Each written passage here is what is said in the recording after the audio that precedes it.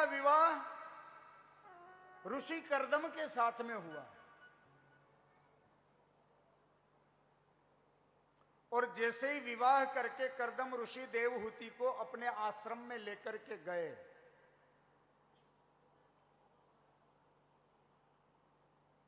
सरस्वती के तट पर कर्दम ऋषि का आश्रम। देवहूति से कहा, देवी ये अपना आश्रम है, तुम साफ सफाई करो, तब तक मैं सरस्वती में स्नान करके आता हूं। विवाह के बाद देवहूति पहली बार ससुराल आई है। अब कर्दम ऋषि तो महात्मा हैं, छोटी सी झोपड़ी बना के रहते थे। झाड़ू बुहारी कर रही है, कर्दम ऋषि सरस्वती में स्नान करने गए। स्नान करके बाहर आए और कर्दम ऋषि की समाधि लग गई। 40 बरस तक कर्दम ऋषि समाधिष्ट हो गए। विवाह करके आए, स्नान किया और तुरंत समाधि में बैठ गए। और माता देवहूति ने ऋषि कर्दम की 40 बरस तक ऐसी सेवा की कि कर्दम ऋषि तो समाधिष्ट है। सेवा करते करते करते माता देवहूति वृद्धसी हो गई। 40 बरस के बाद जब कर्दम जी के नेत्र खुले, देखा मेरे आश्रम में ये बूढ़ी माई कौन है। आकर के कर्दम जी ने कहा, मैया कौन है आप मेरे आश्रम में। तब देवहूति कहती है, हे कर्दम जी, हे स्वामीनाथ, जरा याद करो 40 बरस पहले आप मुझे ब्याह करके लेके आए थे। अच्छा, हाँ हाँ याद आया। अरे देवी मुझे क्षमा करना, मैं आपको ब्याह करके लेकर के आया और मैं तो समाधि में बैठ गया, मैं तो भूल गया कि हमारा विवाह भी हुआ है। कर्दम ऋषि ने कहा, देवी आपने 40 साल में हमारी खूब सेवा की है, हम प्रसन्न हैं। हे देवी, हम आपको संसार के समस्त सुख प्रदान करेंगे। तुरंत अपने मन से कामना की और कामद नाम का विमान प्रकट किया। ऐसा दिव्य विमान प्रकट किया कर्दम ऋषि ने, जिसका नाम है कामद, जिसके अंदर नदी, पर्वत, सरोवर, महल, अटारी, दास दासिया, वाटिका, बगीचे, हाथी, घोड़ा सब है उस विमान के अंदर। देवहूति से कहा, देवी जाओ जाओ, जाके सरस्वती में डुबकी लगा के आओ। जैसे ही देवहूति मैया सरस्वती में डुबकी लगा के बाहर आई तो 16 वर्ष की सुंदर कन्या के समान बनके दोनों कर्दम देवहूति विमान में पूरे ब्रह्मांडों में फरे हैं महाराज। और भ्रमण करते करते करते कर्दम देवहूति के यहां साक्षात नवदा भक्ति प्रकट हो गई, नव कन्या के रूप में। एक दिन ब्रह्मा जी के 10 पुत्र हैं। ब्रह्मा जी अपने 9 पुत्र को लेके, अब नारद जी तो क्या कहीं और घूम रहे थे, तो पीछे के जो 9 पुत्र थे उनको लेके ब्रह्मा जी कर्दम आश्रम में कर्दम की जो 9 कन्या है उनके दर्शन करने आए, अपने 9 पुत्रों को लेके। कर्दम जी ने, देवहूति ने ब्रह्मा जी का स्वागत किया है। कर्दम जी ने ब्रह्मा जी के चरणों में निवेदन किया, है ब्रह्मदेव, हे पितामह, आप अपने साथ में 9 पुत्र लेके आए हो और मेरे घर में आपकी दया से 9 कन्या है। क्यों ना आपके 9 पुत्र के साथ में हमारी 9 कन्याओं के विवाह कर दिया जाए। ब्रह्मा जी प्रसन्न हुए, हे कर्दम, हमारे 9 पुत्रों को लेकर के आने का हमारा उद्देश्य ही यही था और तुमने मेरे मन की बात कह दी है। सुबह शीघ्रम, उसी समय ब्रह्मा जी की साक्षी में करदम जी की 9 कन्याओं का विवाह ब्रह्मा जी के 9 पुत्रों के साथ में कर दिया। करदम जी की सबसे बड़ी बेटी कलावती का विवाह मरीचि ऋषि के साथ में किया। अनुसुईया का विवाह अत्रि के साथ में किया। ये वही अनुसुईया अत्रि है जिनके घर भगवान 2 रूपों में आए, एक रूप में नहीं, 2 रूप में। दुर्वासा के रूप में और दत्तात्रेय के रूप में।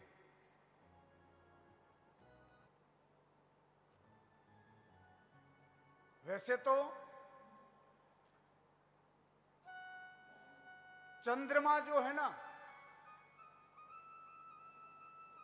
चंद्रमा भी अत्रि अनुसुईया का पुत्र है, लेकिन अलग अलग पुराणों में अलग अलग कथा आती है। चंद्रमा समुद्र से भी प्रकट हुआ है।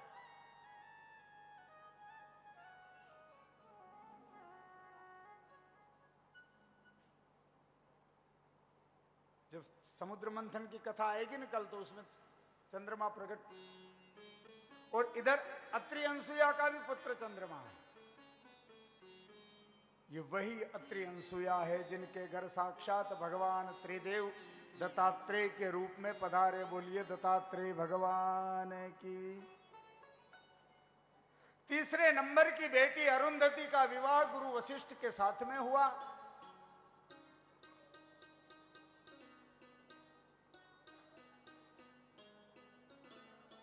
चौथे नंबर की बेटी ख्याति का विवाह भृगु के साथ में।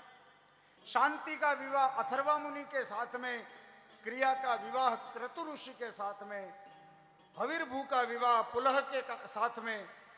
और श्रद्धा नाम की जो सबसे छोटी बेटी है उसका विवाह अंगिरा ऋषि के साथ में हुआ।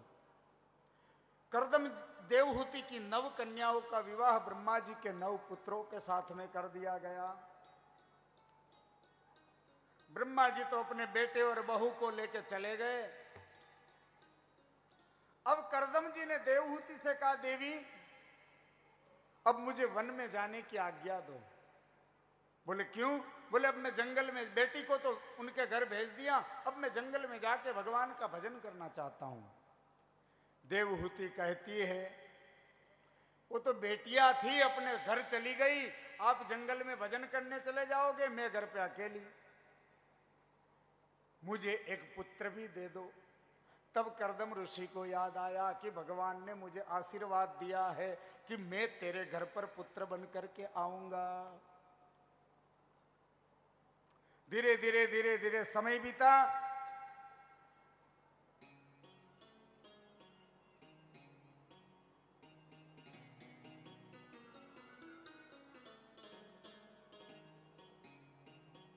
सरस्वती में निर्मल जल बहने लगे।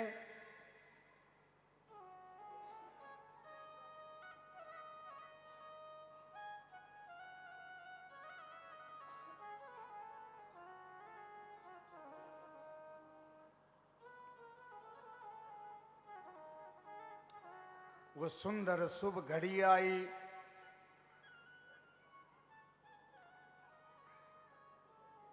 साक्षात भगवान श्री हरिनारायण आज कला अवतार लेकर के कपिल के रूप में करदम देवहूति के यहाँ प्रकट हुए। बोलिए कपिल भगवान की। देवता आए, कपिल भगवान की स्तुति कर करके अपने स्वधाम को पधारे। करदम जी ने भी कपिल की स्तुति की।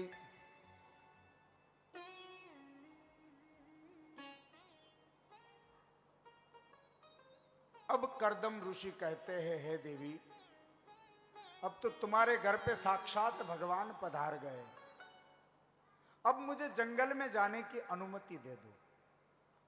विचार करो, भगवान स्वयं जिनके घर पे पधारे हैं, फिर भी करदम जी घर त्याग के भजन करने के लिए जंगल में जाना चाहते हैं।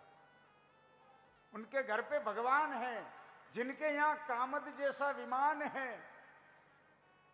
साक्षात कपिल भगवान के रूप में अवतरित हुए हैं, लेकिन फिर भी जंगल में जाके भजन कर रहे हैं। क्यों? ये संसार का नियम है। चौथेपन में जंगल में जाने का मतलब क्या होता है? ये नहीं कि घर बार छोड़ के जंगल में चले जाओ। चौथेपन में परिवार की, संसार की जिम्मेदारी को बेटा बहू के हाथ में दे देनी चाहिए, बिल्कुल निवृत्त हो जाना चाहिए। चौथेपन में केवल भगवान का भजन करना चाहिए, क्योंकि चौथापन तक जी गए वही भगवान की कृपा है।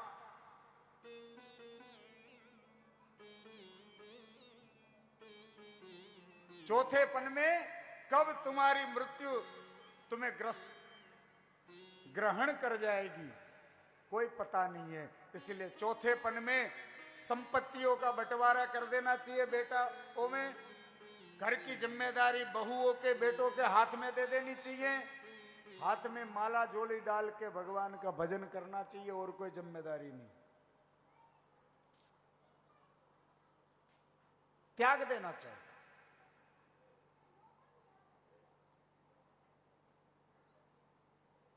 क्योंकि चौथेपन में जो व्यक्ति है,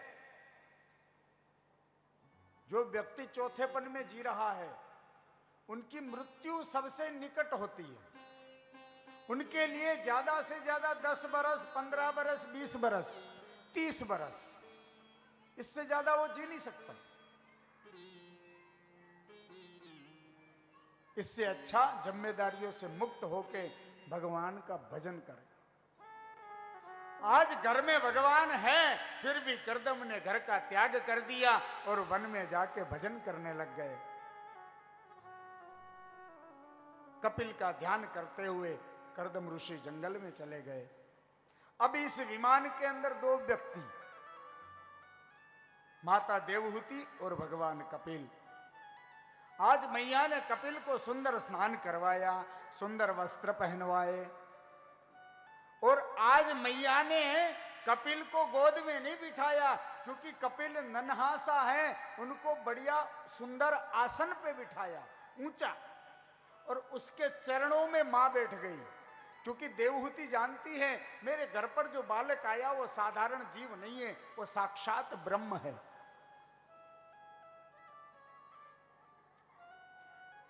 चरणों में बैठ करके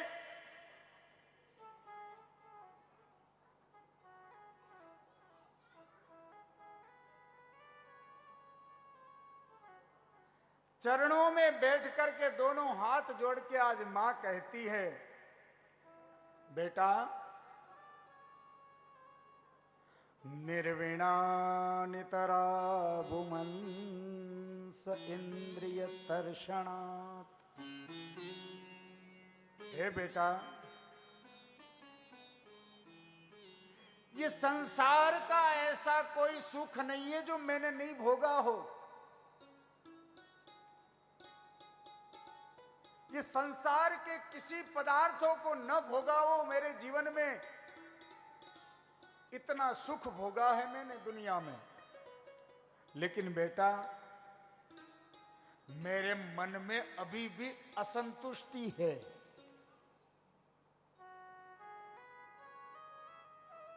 आदमी कितना भी पैसे वाला बन जाए, बाद में ये थोड़ी सोचता है अब तो बहुत पैसा हो गया, अब पैसे की जरूरत नहीं है।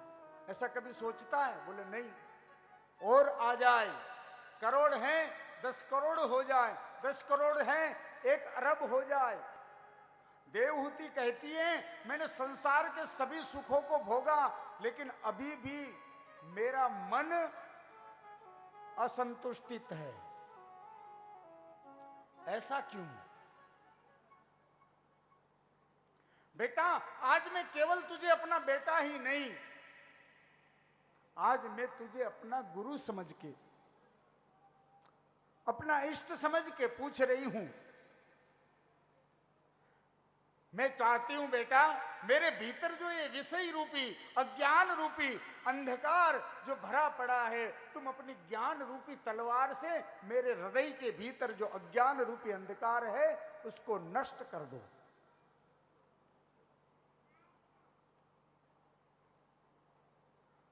यहां पे भागवत जी में भगवान कपिल ने माता देवहूति को सुंदर उपदेश किया। इसी उपदेश को सांख्य योग कहा जाता है। कपिल जी को माता प्रश्न कर रही है और उस प्रश्न के उत्तर कपिल जी देते हैं।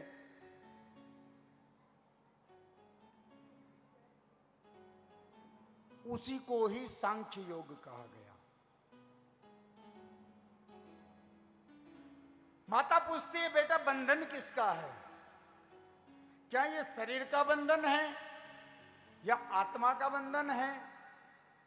यदि शरीर का बंधन है तो शरीर तो हमारा है ही नहीं।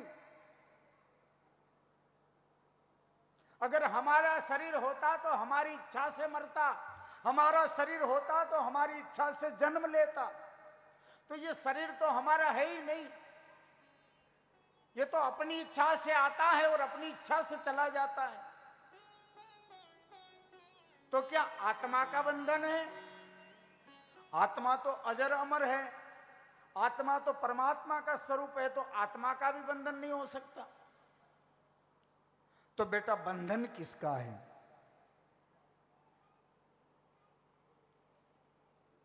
भगवान कपिल कहते, मां न तो ये शरीर बंधन का कारण है, न आत्मा बंधन का कारण है। हमारा जो मन है, ये मन ही बंधन और मुक्ति का कारण है। इसीलिए बार बार कथाओं में भी मन को वश में करने की बात आ रही है। देखिए, यह कपिल भगवान भी मां को यही कह रहे हैं, मां ये मन ही बंधन है, मन ही मुक्ति है। ये मन ही माया में डालता है और ये मन ही माया से निकालता है। इसीलिए मन को स्थिर करने का प्रयास करना चाहिए। तुर मन दर्पण कहलाए रे, तुर मन दर्पण कहलाए। भले बुरे सारे कर्मों को, भले बुरे सारे कर्मों को देखे और दिखाए। तुरम दर्पण कहलाए रे, तुरम दर्पण कहलाए।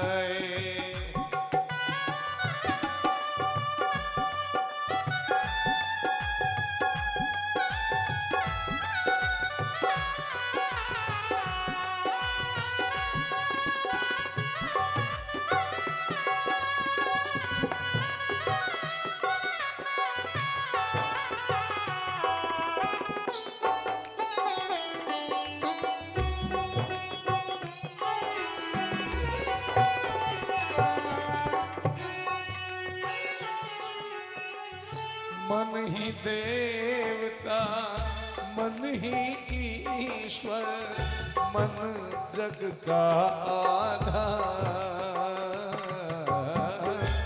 मन ही देवता, मन ही ईश्वर, मन सबका आधार।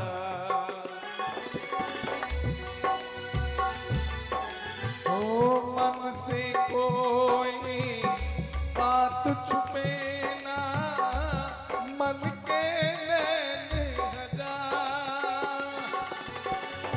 मन से कोई, जग से कोई भाग न पाए, जग से कोई भाग न पाए, मन से भाग न पाए।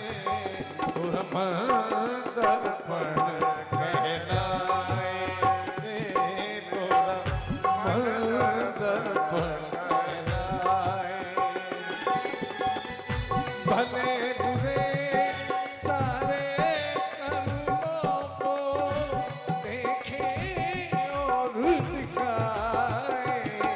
खुरम दर्पण कहलाए रे खुरम दर्पण कहलाए रे खुरम दर्पण कहलाए।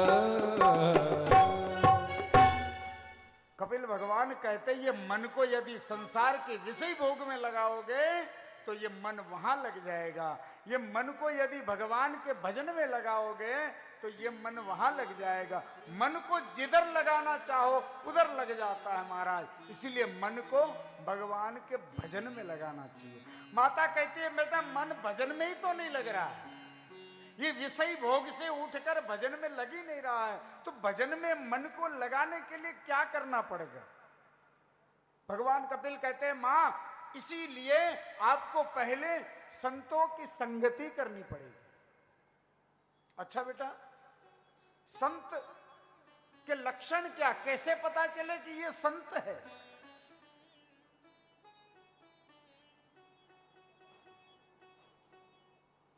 यहां कपिल भगवान माता देवहूति को संत के लक्षण बताती है कि संत के लक्षण क्या हैं। मां, संत के जिस व्यक्ति के अंदर ये 5 लक्षण हो वही संत है। कौन कौन से? तितिक्षणवः कारुणिका श्रूयत्य सर्वदेहिनां अजात शत्रव शान्तः साधव साधु भूषण। हे मां, ये जो 5 लक्षण जिस जीव के अंदर होते हैं, बोले कौन से? सहनशीलता, जो सहन करना जानता हो। वर्तमान में सबसे बड़ी विडंबना ये है कि सहनशीलता बिल्कुल ही गायब हो गई संसार में। न तो पिता पुत्र की बात को सहन करना चाहता, न पुत्र पिता की बात को सुनना चाहता। सहन होता ही नहीं है। किसी को घर में थोड़ा सा कुछ कह दो, नाराज होके एक साइड। जो सहन शक्ति है जिसके अंदर मां, दूसरा करुणा है जिसके अंदर, जिसके देह में दया है। तीसरा, संसार के समस्त शरीरधारी जीवों के भीतर भगवान के दर्शन करता हो। चौथा, अजात शत्रु, जिसका न कोई मित्र है न इस दुनिया में कोई शत्रु है। और पांचवा, शांत चित्त, हमेशा शांत रहने वाला, एकाग्र चित्त रहने वाला। ये 5 लक्षण जिस जीव के अंदर दिखे वो जीव ही संत है। हे मां, ऐसे संतों की संगति करो और इन संतों के मुख से सत्संग श्रवण करो।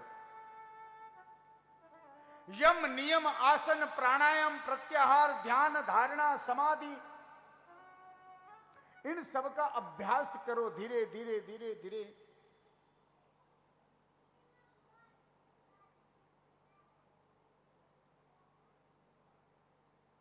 तब मां जाकर के हमारा मन वश में होने लगेगा। भगवान कपिल माता देवहूति को यह उपदेश कर रहे हैं। और उसके बाद मां पवित्र भूमि पर बैठकर भगवान का भजन करे, क्योंकि भूमि का भी बड़ा प्रभाव पड़ता है। कई बार ऐसी भूमि पर बैठ जाते हैं जो मन विचलित हो जाते हैं। श्रवण, जैसे श्रवण की मति भूमि ने भ्रमित कर दी थी। जो श्रवण कुमार अपने अंध मां बाप को तीर्थ यात्रा करा रहा था अवंतिका क्षेत्र में, ऐसी भूमि पर श्रवण कुमार के चरण पड़ गए। तो एक क्षण तो श्रवण कुमार को लगा मैं इन बूढ़ा बूढ़ी को लेके क्यों ढो रहा हूं। वो छोड़ दिया वहीं। उसकी मां ने कहा बेटा कोई बात नहीं, हम अपनी यात्रा यही पूर्ण समझेंगे, लेकिन हमको केवल इस नगरी से बाहर ले जा बस। और जैसे ही श्रवण कुमार अपने माता पिता को अवंतिकापुरी से बाहर ले गए, तुरंत उसकी मति ठीक हो गई। अरे मैं अपने माता पिता को त्याग रहा था, मेरे जैसा अपराधी कोई नहीं, मेरे जैसा पापी कोई नहीं, अपने अंध माता पिता के चरणों में गिड़गिड़ा के क्षमा याचना करने लगे। तो भूमि का भी मेरा कहने का मतलब प्रभाव बड़ा विचित्र होता है। तो पवित्र भूमि, अच्छी भूमि का शयन करना चाहिए और फिर भगवान को सब कुछ सौंप देना चाहिए।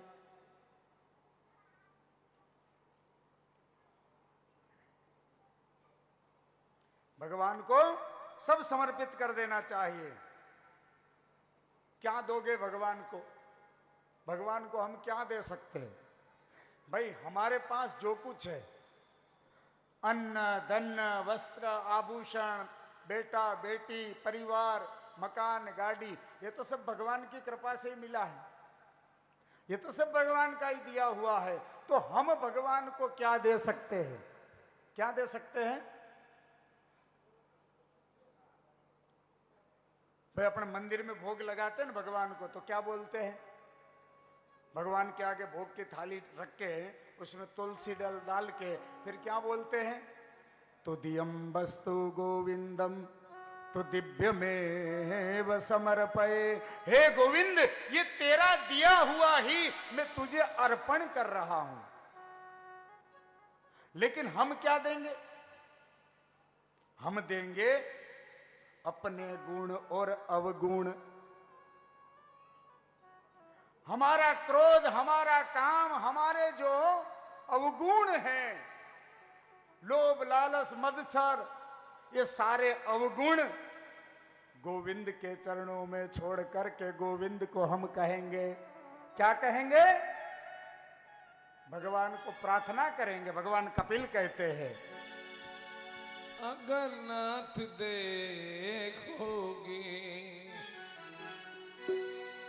अवगुण हमारे,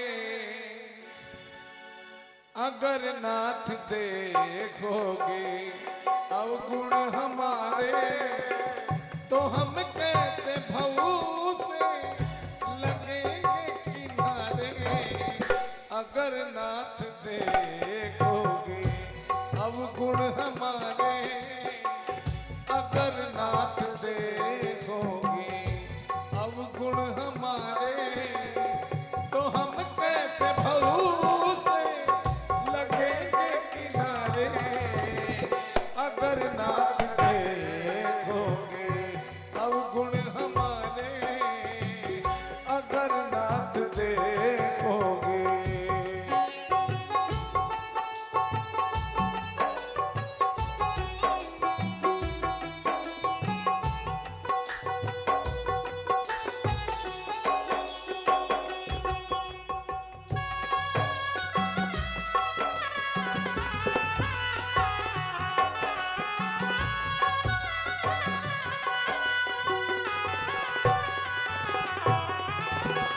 पतितों को पावन करते कृपा निधि, पतितों को पावन करते कृपा निधि, पतितों को पावन करते कृपा निधि।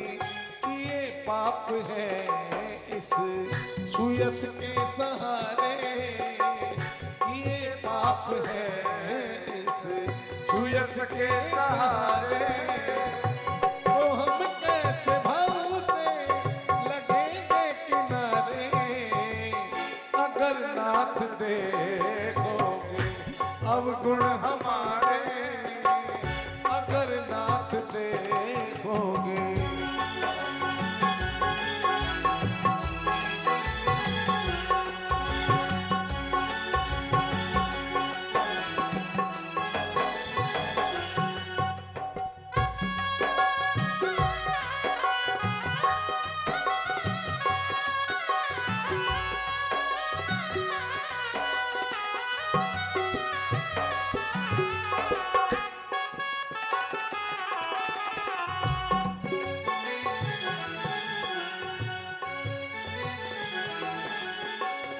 माना अगम है अपावन कुटिल है, माना अगम है अपावन कुटिल है,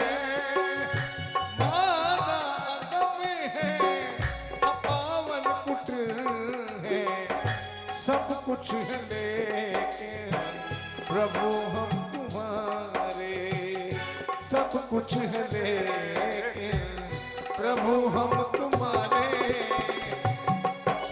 ओ तो हम कैसे भाऊ से लगेंगे किनारे, अगर नाथ देखोगे अवगुण हमारे, अगर नाथ देखोगे अवगुण हमारे, तो हम कैसे भाऊ से लगेंगे किनारे, अगर नाथ देखोगे, अगर नाथ देखोगे, अगर नाथ देखोगे।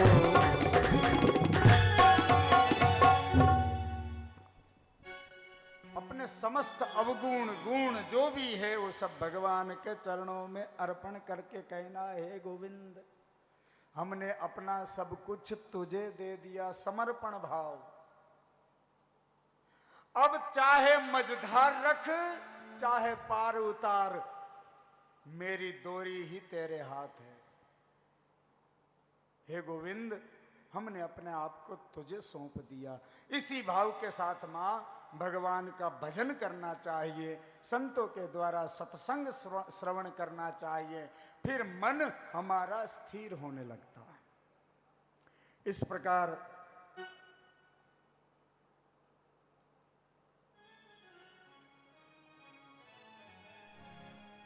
कपिल भगवान माता देवहूति को उपदेश कर रहे हैं। भागवत जी में भक्तों के 3 भेद बताए कपिल भगवान के द्वारा। भक्तों में भी 3 प्रकार के भेद हैं। भक्त 3 प्रकार के हैं। पहला भक्त वो है जो भगवान को केवल मंदिर की मूर्ति में देखता है। मंदिर गया और मंदिर में जो मूर्ति है उसी मूर्ति में जो भगवान को देखता है वो साधारण भक्त की श्रेणी में आता है। साधारण भक्त है। और जो भगवान की मूर्ति में भी भगवान के दर्शन करते हैं और संतों के भीतर भी भगवान के दर्शन करते हैं। मंदिर में मूर्ति में तो भगवान के दर्शन करते हैं, लेकिन संतों के भीतर भी भगवान के दर्शन करते हैं। ये मध्यम श्रेणी का भक्त है। और तीसरे नंबर का जो भक्त है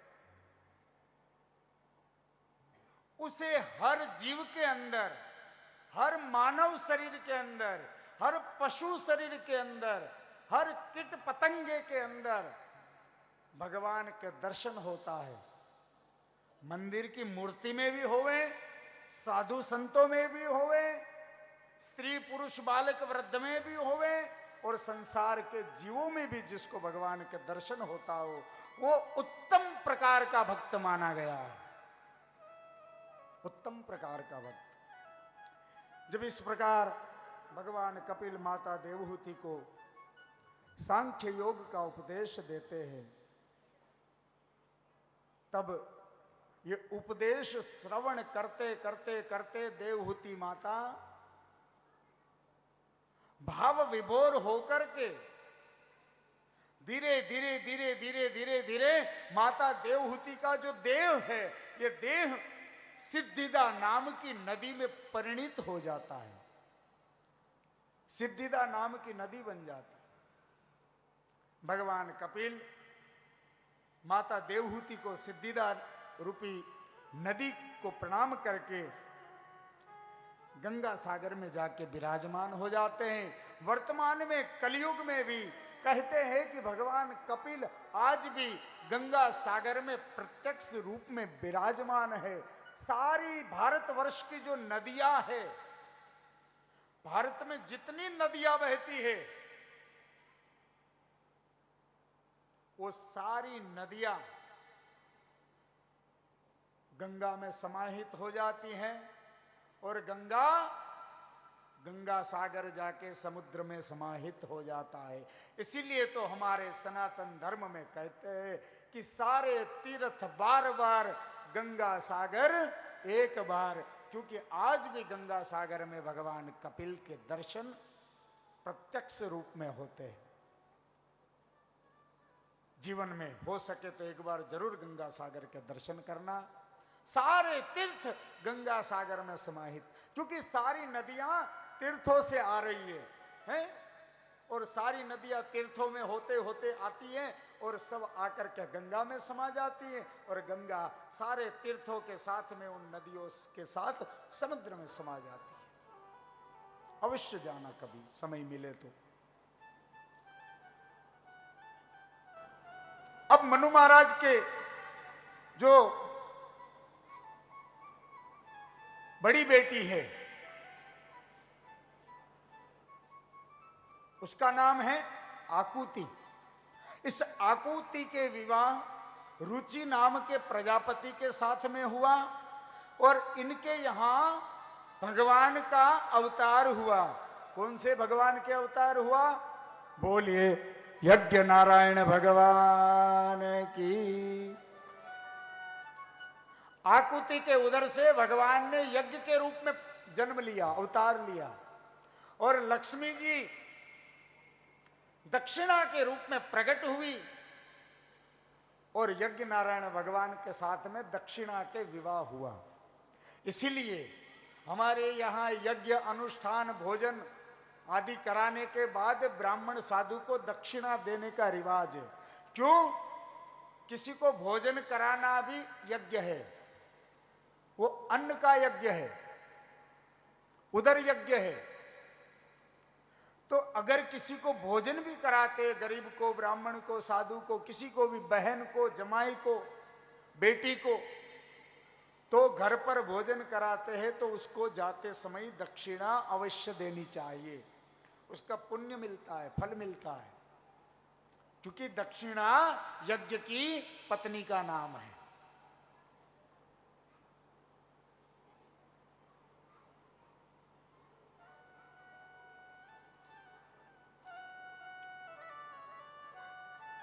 मनु महाराज की जो सबसे छोटी बेटी है प्रसूति, ये प्रसूति का विवाह दक्ष प्रजापति के साथ में हुआ, और इनके यहां 16 बेटियां हुई। अब तो एक बेटी हो जाए तो सिर पकड़ लेते हैं। ना ना महाराज, बेटी नहीं, बेटी नहीं चाहिए हमें, बस एक बेटा हो जाए। बेटा हो जाएगा और बेटी नहीं होगी तो बेटे के लिए बहू कहां से लाएगी, ये तो सोच है।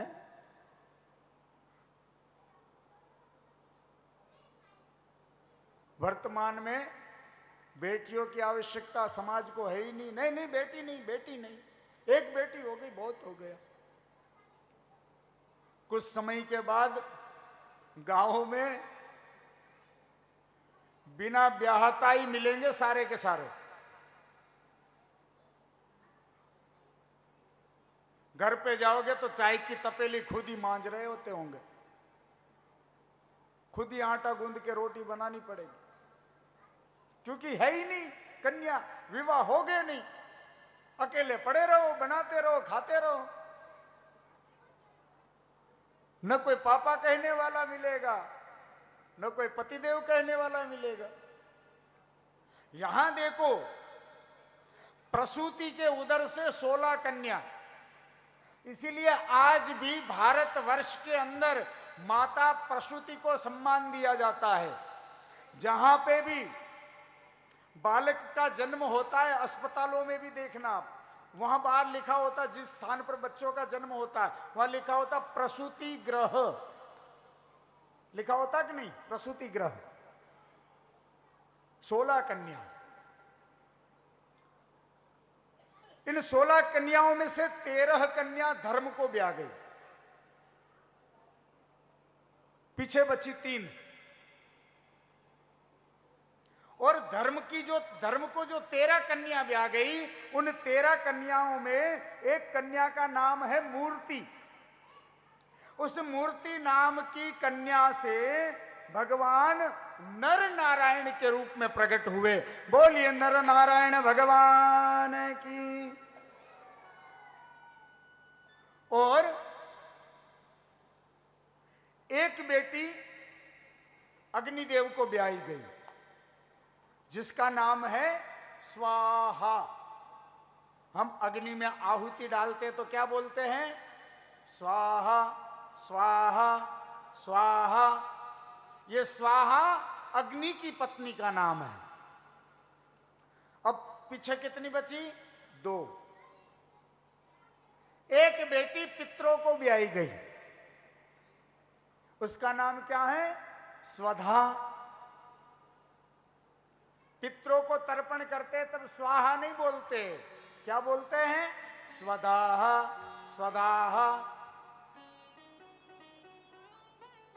जिन्होंने पितरों का तर्पण किया होगा उनको पता होगा, ब्राह्मण देव जब तर्पण कराते हैं तब स्वाहा नहीं, जब तक देवताओं का वो हो रहा पूजन तब तक स्वाहा। जैसे ही पितरों का पूजन प्रारंभ होगा क्या बोला जाएगा? स्वदाहा।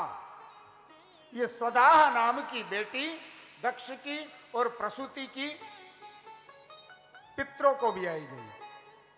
अब बची एक बेटी, जिस सबसे छोटी, उसका नाम क्या है?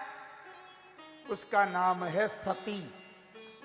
और ये सती का विवाह भगवान शिव के साथ में हुआ। हे राजा परीक्षित, पर भगवान शिव के यहां कोई संतति नहीं हुई, कोई बेटा बेटी नहीं हुए। परीक्षित ने प्रश्न कर दिया, बाबा भगवान शिव के यहां कोई बेटा बेटी नहीं हुए, क्यों? हमें जरा वृतांत से कथा सुनाइए। सुखदेव बाबा कहने लगे, हे राजन, दक्ष प्रजापति ने अपनी बेटी भगवान शिव के साथ ब्याह दी थी ब्रह्मा के कहने पे। दक्ष प्रजापति भगवान शिव से द्वेष रखता था। एक दिन देवताओं ने दक्ष प्रजापति को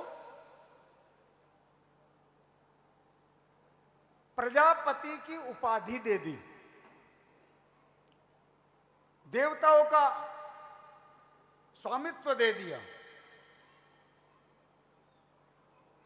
और दक्ष प्रजापति ने पद मिलते ही सम्मान समारोह का आयोजन किया। सब आए, ब्रह्मा विष्णु महेश भी आए, अपने अपने स्थान पे सब बैठ गए। देवता आए, ऋषि मुनि आए, दक्ष प्रजापति का सम्मान समारोह है।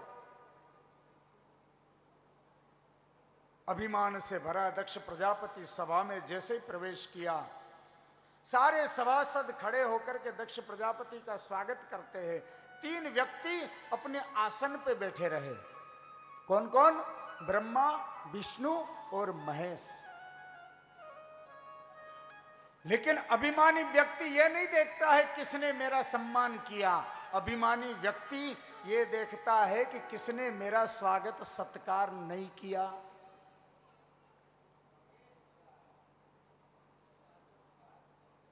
तिरछी नजर से देखा, सभी देवता खड़े होकर स्वागत कर रहे हैं, लेकिन 3 देव हैं, ब्रह्मा विष्णु महेश, जो बैठे हैं, खड़े होकर के मेरा स्वागत नहीं किया।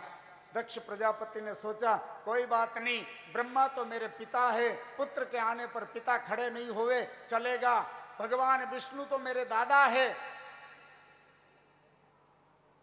ये भी खड़े नहीं हुए चलेगा। लेकिन ये शिव, ये शंकर तो मेरा दामाद है, और दामाद तो बेटे के समान होता है। मेरे आने पर ये मेरा दामाद खड़ा नहीं हुआ। अभिमान से भरा अपने आसन पे आया। अभी तो सभा प्रारंभ होवे उससे पहले ही दक्ष खड़ा होकर के जोर जोर से चिल्लाते हुए कहने लगा, सुनो सुनो देवताओं, मैं तो अपनी बेटी का विवाह इस अमंगलकारी स्मशान में रहने वाले हैं,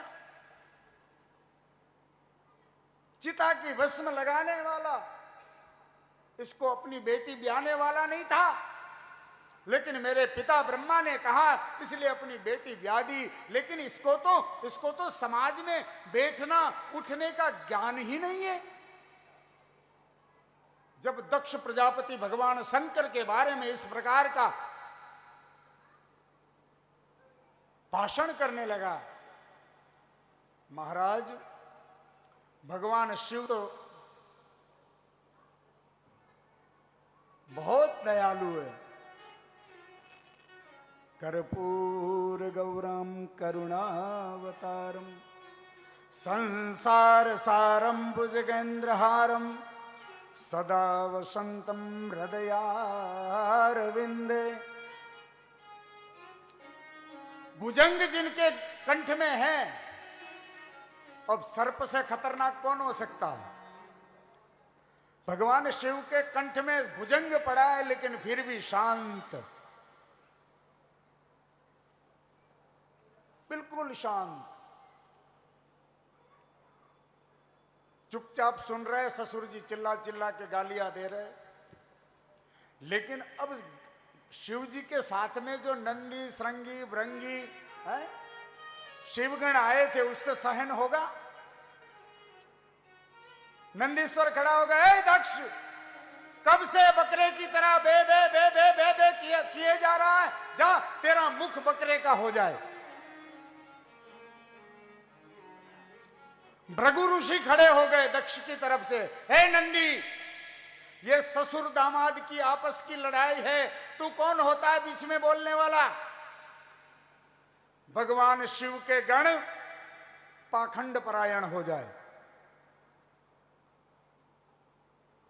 भगवान शिव चुपचाप खड़े हुए। क्यों खड़े हुए? भगवान शिव ने सोचा कि हम तो आए सम्मान समारोह में, पर यहां तो श्राप समारोह चल रहा है। एक दूसरे को श्राप देने लग गए। चुपचाप यहां से उठ के चल दो। भगवान शिव अपने गणों के साथ में उठ करके आ गए। कैलाश आए, सती को बताया नहीं कि तेरे पिता ने आज मेरा अपमान किया, कि कुछ नहीं बताया।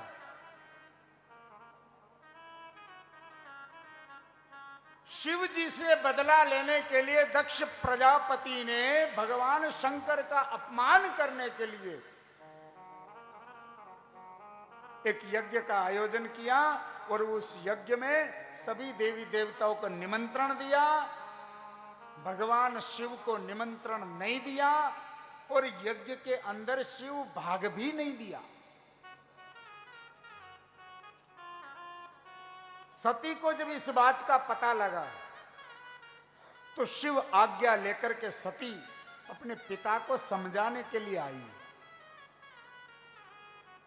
कि मैं जाऊंगी और जाके पिता और दामाद में, पति और पिता में जो भी अनबन हुई है उनका समाधान कर दूंगी। तो पिता के पास जाके, यज्ञ चल रहा है हरिद्वार के क्षेत्र में, गंगा के तट पर सारे देवी देवता आए हैं। सती की बहनें भी आई है, जो 15 बहनें सती की, वो सब आई है।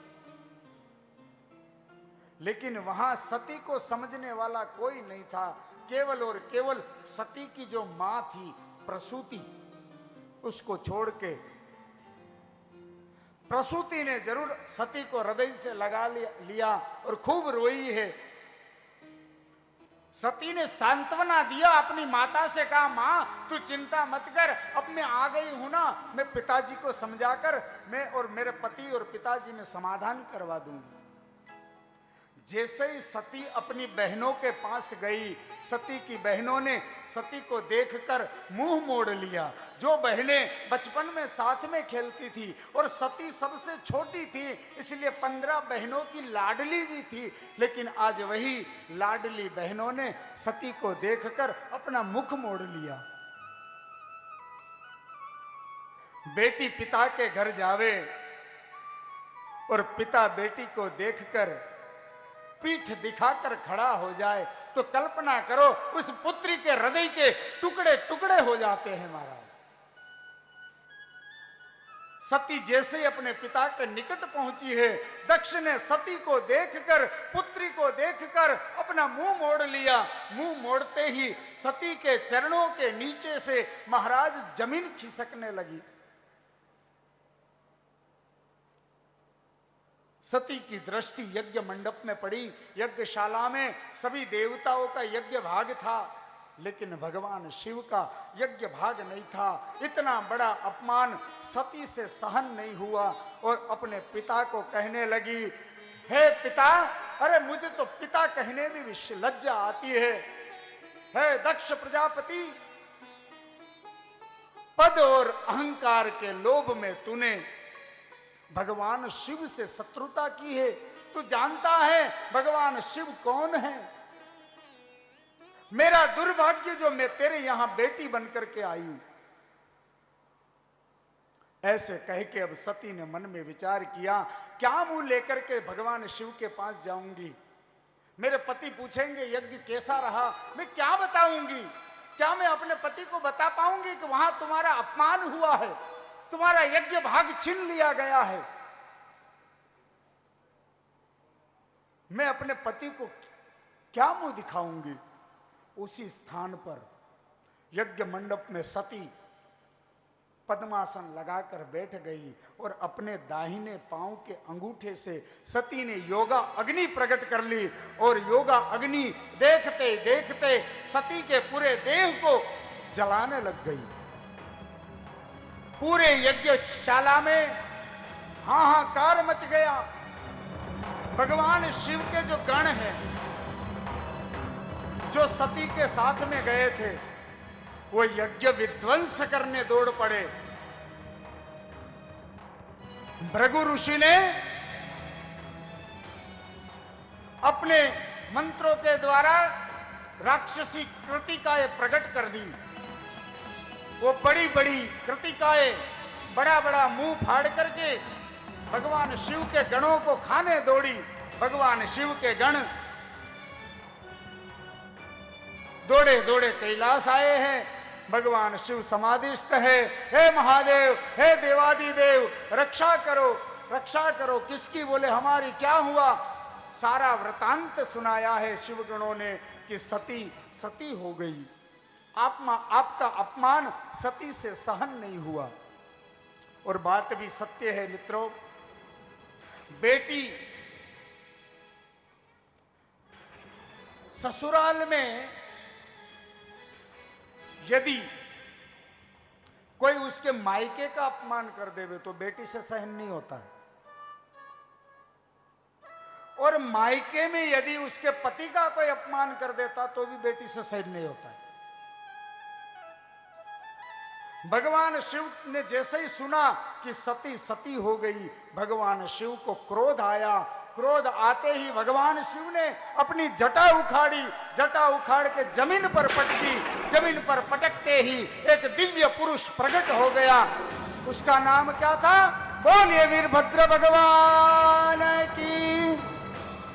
वीरभद्र प्रकट हुए। शिव से आज्ञा ली, प्रभु क्या आदेश है? जाओ, जाकर के दक्ष प्रजापति के यज्ञ को विध्वंस कर दो।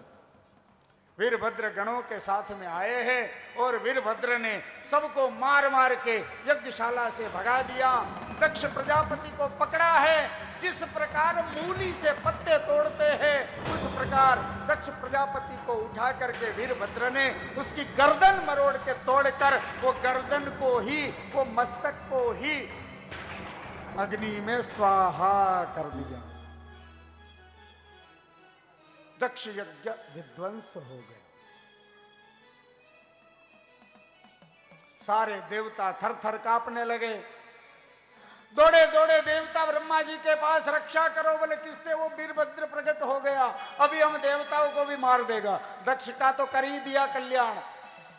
ब्रह्मा जी ने कहा, कहां, क्यों, क्या हुआ? बोले हम दक्ष के यज्ञ में गए थे। बोले क्यों गए थे? बोले निमंत्रण मिला। बोले निमंत्रण तो हमको भी मिला था, हम नहीं गए। क्या तुम देवता इस बात को नहीं जानते थे कि दक्ष प्रजापति भगवान शिव का अपमान करने के लिए यज्ञ कर रहा है? क्यों गए? जिसका अपराध किया उसी की शरण में जाओ। सारे देवता दौड़े दौड़े भगवान शिव के चरणों में आए हैं और सारे देवता भगवान शिव की स्तुति करते हैं। नमामि स्मीशा निर्वाण रूपम विभुं व्यापकं ब्रह्म वेदैर्मुखं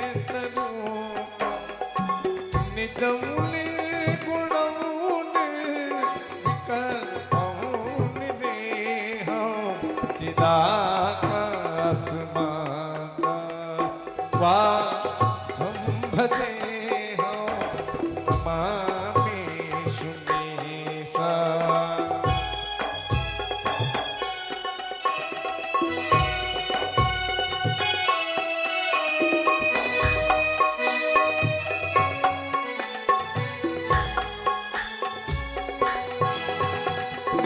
निराकार मोकार मूलो तुरीया मूलो तुरीया निराकार कोटित मीशं गिरीशं करालं महाकालं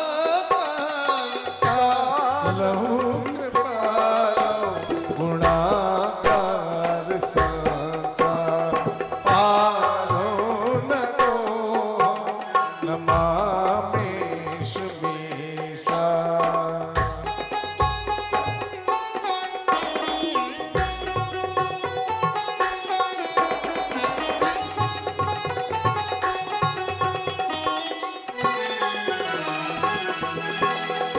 तुषार संकाश गौरव गभीर गौरव गभीर मनोभूत कोटि प्रभा श्री शरीर स्फुरन्बोल कल्लो लिपि चार गंगा नशद्भाल भाले दुखं हे भुजंगा नमामि मीशा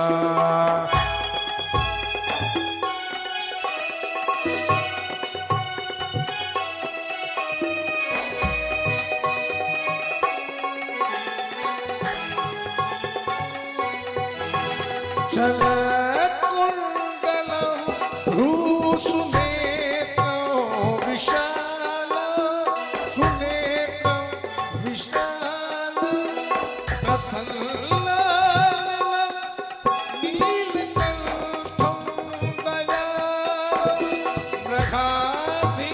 मृगाधीशकल्पा परं मुण्डमाला प्रियं शङ्करं सर्वनाथं भजामि नमामेषु मीशा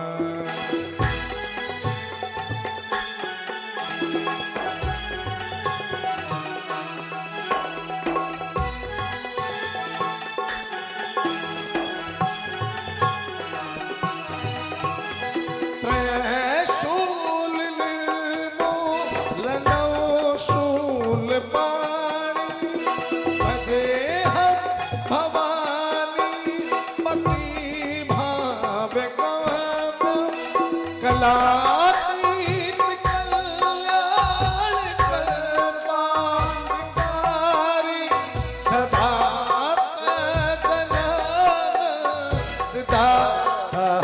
पुरारे चिदानंद संगो नमो आपहारे प्रसीद प्रसीद प्रभो मन्मथारे नमामेषु मीशा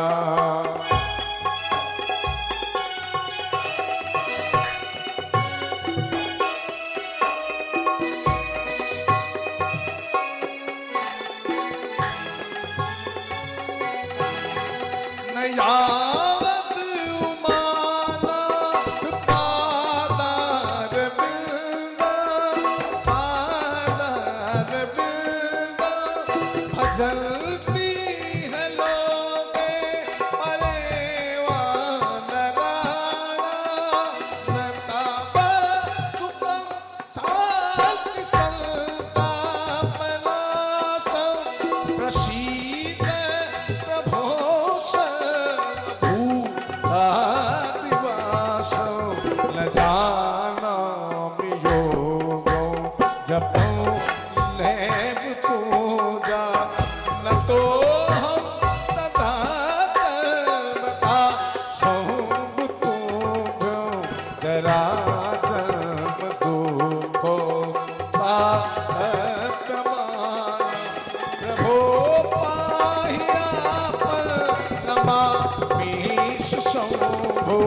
नमामि श्रीशा निर्वाण रूपम नमामि श्रीशा निर्वाण रूपम नमामि श्रीशा रुद्राष्टकमिदं प्रोक्तं विप्रेण हरतो से ये पठन्ति नरा भक्त्या तेषां शंभु प्रसीदति। देवताओं के द्वारा भगवान शिव की स्तुति है। स्तुति सुनते ही भगवान प्रसन्न हो गए। भोलेनाथ का तो स्वभाव ही ऐसा है, एक क्षण में क्रोधित, एक क्षण में प्रसन्न। क्या हुआ देवताओं, प्रभु आकर के दक्ष यज्ञ को संपन्न कराए। भोलेनाथ देवताओं के अनुग्रह से आए हैं। देखा कहाँ है यजमान, बोले यजमान का धड़ तो ये पड़ा और मस्तक तो स्वाहा हो गया। अच्छा बोले, यज्ञ बलि का जो बकरा था उस बकरे का मस्तक, भगवान ने कहा ये मस्तक इसको लगा।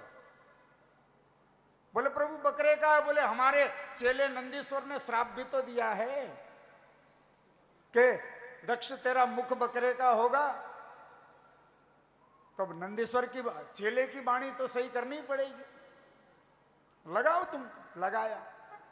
भगवान शिव ने करुणामयी अमृतमयी दृष्टि दक्ष के देह पर डाली। देह जीवित, दक्ष प्रजापति जीवित हो गया। भगवान शिव की स्तुति करना चाहता दक्ष प्रजापति, लेकिन बकरे का मुंह है, बकरे के मुंह से बम बम बम बम हो रहा है और बम बम करता है दक्ष प्रजापति, तो भगवान शिव प्रसन्न होते हैं। देखो देखो हमारे ससुर जी बम बम कर रहे हैं।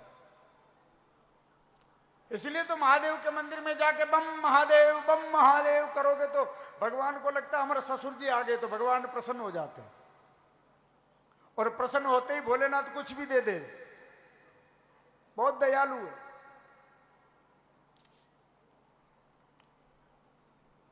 एक साधारण चोर को देवताओं का खजाना संभालने वाला कुबेर बना के बिठा दिया। तो भोलेनाथ तो ऐसे दयालु है महाराज। भगवान ने कृपा की, दक्ष प्रजापति को वाणी बकरे के मुख से उत्पन्न हुई, शिव की स्तुति की। भगवान शिव से क्षमा मांगी, प्रभु मैं आपको पहचान न सका, मैंने आपका बहुत बड़ा अपराध कर दिया। महादेव तो करुणामयी है, दक्ष प्रजापति को क्षमा कर दिया। कहा हे महादेव मेरे यज्ञ को संपन्न कराओ। भगवान शिव ने दक्ष यज्ञ को संपन्न कराया है। देवताओं ने कहा हे दक्षराज तुमने भगवान शिव का यज्ञ भाग छीन लिया, भगवान शिव को यज्ञ भाग नहीं दिया है, अब क्या करें। ब्रह्मा जी ने कहा यज्ञ परिपूर्ण करने के पश्चात जितनी सामग्री बचे, उच्चिष्ट सामग्री जो हवन सामग्री है, हमने हवन कर दिया। जो तगाड़े में बच गई, तपेली में घी बच गया, या हवन करते समय जितनी भी सामग्री बाहर ढुलती है, मेखला होती है ना, हवन की 3 मेखला होती है, जो सीढ़ी नुमा होता है ना उसको बोलते मेखला।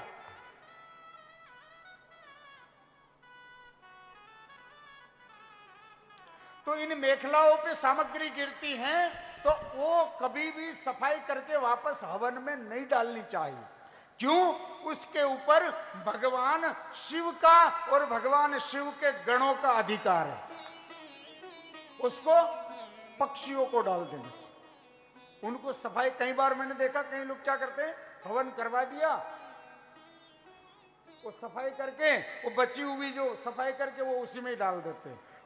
उच्चिष्ट सामग्री पर भगवान शिव और शिव गणों का अधिकार होता है, इसीलिए उच्चिष्ट सामग्री बची हुई जो होती है वो भगवान शिव का अधिकार है, उसको पुनः यज्ञ में कभी नहीं डालना चाहिए। यज्ञ संपन्न हुआ। यही सती पूर्व जन्म में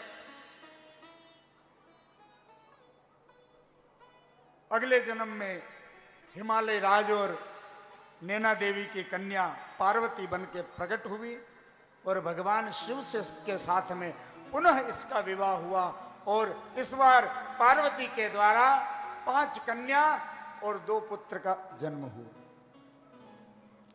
भगवान कार्तिक स्वामी गणेश जी महाराज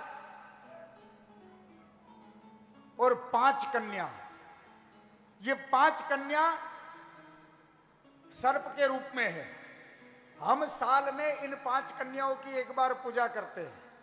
कब करते हैं? नाग पंचमी के दिन। ये जो नाग पंचमी को हम पूजा करते हैं, ये भगवान शिव की 5 कन्याओं को समर्पित है। भगवान शिव की जो 5 कन्या हैं, उनके नाम पे नाग पंचमी है। मनु महाराज का जो बेटा है प्रियव्रत, ये प्रियव्रत और उत्तानपाद, उत्तानपाद की 2 पत्नियां सुनीति और सुरुचि। सुनीति के उदर से भक्तराज ध्रुव का प्रागट्य हुआ और सुरुचि के उदर से उत्तम का। ध्रुव और उत्तम दोनों में जमीन आसमान का फर्क। एक भगवान का भक्त, एक आतंक मचावे, लड़ाई झगड़ा। सौतेली माता के द्वारा अपनी मां का अपमान सहन नहीं हुआ। मात्र 4 वर्ष के ध्रुव को, कितने वर्ष का? 4 वर्ष का बालक, न 4 वर्ष में 1 दिन कम न 1 दिन ज्यादा, 4 वर्ष का बालक पिता की गोद में बैठा था। सौतेली मां, छोटी मां आई सुरुचि और ध्रुव का हाथ पकड़ के एक साइड पटक दिया है, इस गोद में कभी बैठना नहीं। इस गोद में बैठना है तो जा भगवान नारायण की तपस्या कर, और भगवान जब प्रसन्न होवे तो कहना कि तुझे मेरी गोद से जन्म दे। जब तू मेरी गोद से जन्म लेगा तब तुझे पिता की गोद में बैठने का अधिकार मिलेगा। ध्रुव जी से ये अपमान सहन नहीं हुआ। अब रोते रोते अपनी मां सुनीति के पास आए हैं। सुनीति ने कहा, बेटा क्या हो गया? वो भी तो तेरी मां है, मां तो डांटती है ना बेटे को। नहीं मां, मैं भगवान का भजन करने जाऊंगा। 4 वर्ष का बालक अपनी मां की आज्ञा लेके, 4 वर्ष का बालक को क्या ज्ञान होता है? जंगल में निकल गया। नारद जी ने देखा, ओहो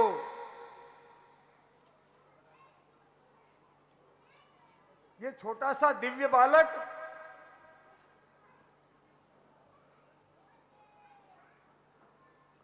और महाराज भक्त को भगवान बाद में मिलते, भक्त को संत पहले मिल जाते हैं। क्योंकि बिन हरि कृपा मिले ही नहीं संता। आज ध्रुव को नारद जी मिल गए, भगवत कृपा हो गई। नारद जी भी इस बालक को देख के आश्चर्य हो गए। नारद जी मन में विचार करने लगे, 4 वर्ष का बालक छोटा सा मान भंग होने पर घर का त्याग करके भगवान की खोज में जंगल में आ गया। धन्य है बालक को, ये बालक तो मेरा ही चेला बनेगा। पर चेला बनाने से पहले थोड़ी सी परीक्षा ले लूं। ये बालक कहां जा रहा है? बालक ने महात्मा नारद को प्रणाम किया। मैं भगवान की खोज में जा रहा हूं। अरे जंगल में भगवान नहीं होते हैं, जंगल में तो बड़े बड़े मुंह वाले शेर चित्ते रहते हैं, खा जाएंगे तुझे।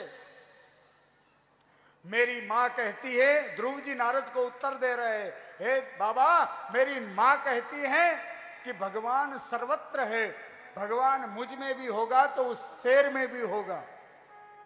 नारद जी बोले, बालक तो बातें तो अच्छी कर रहा है, एक आध परीक्षा और देख लूं। अरे बालक भगवान तो है, चल लेकिन एक बात बता, तेरे को भूख कितनी बार लगती है दिन में? कितनी बार खाना खाता है?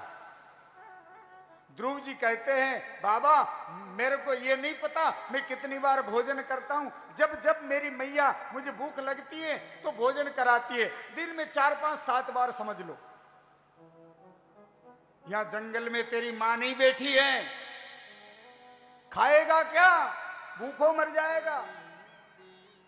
ध्रुव जी कहते नारद जी को, बाबा मेरी मां कहती है कि जब दांत नहीं तब दूध दियो, अब दांत दियो कछु और भी देगा।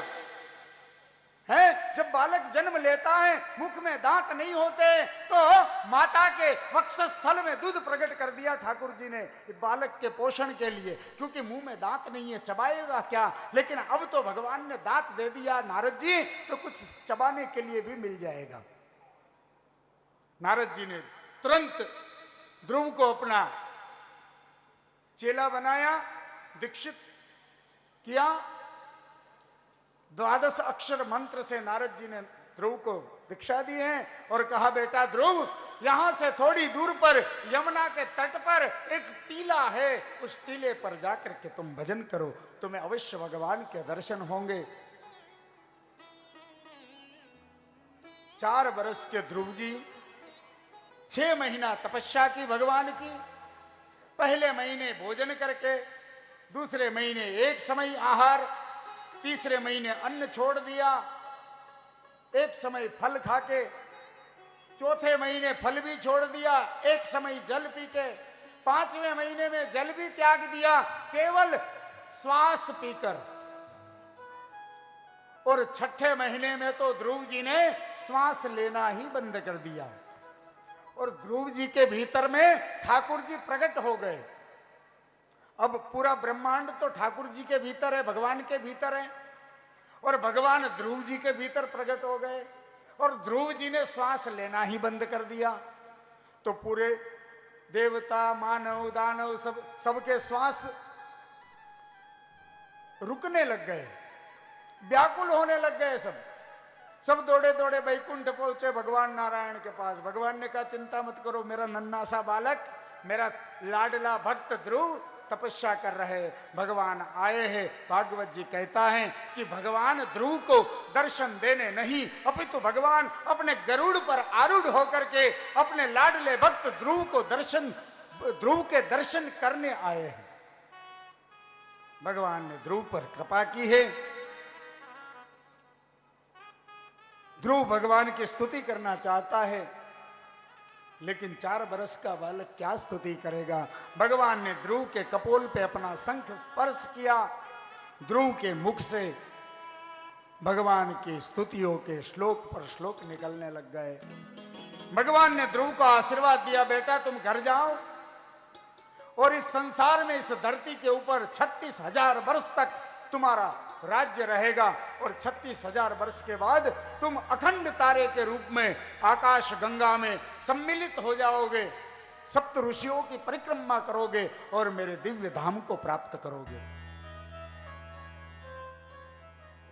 36,000 वर्ष के बाद ध्रुव जी की भी 2 पटरानी पत्नी थी, इला और भ्रमी।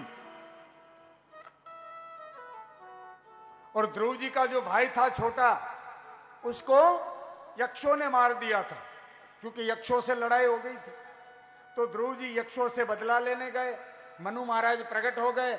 मनु महाराज ने ध्रुव जी को उपदेश किया, बेटा तुम भगवान के भक्त हो, ये लड़ना झगड़ना भक्त को शोभा नहीं देता।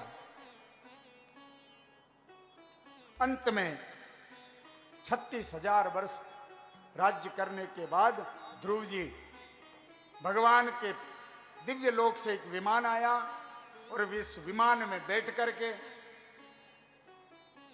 भगवान के दिव्य धाम को चले गए। इसी ध्रुव जी के वंश में आगे चल के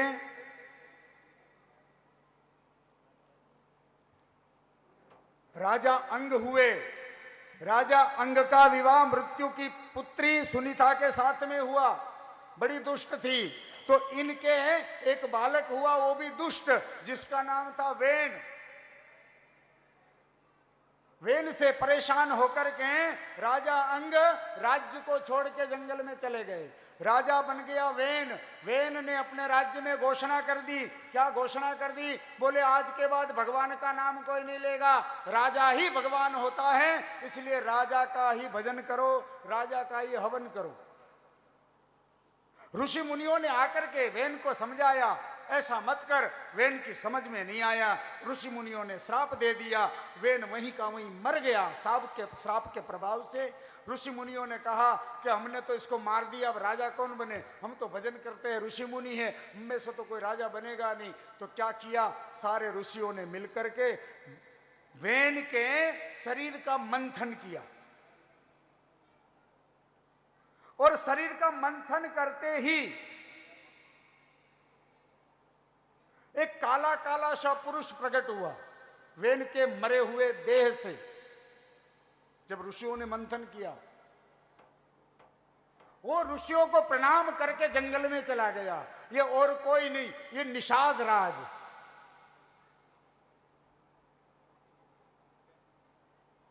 पुनः वेन के देह का मंथन हुआ।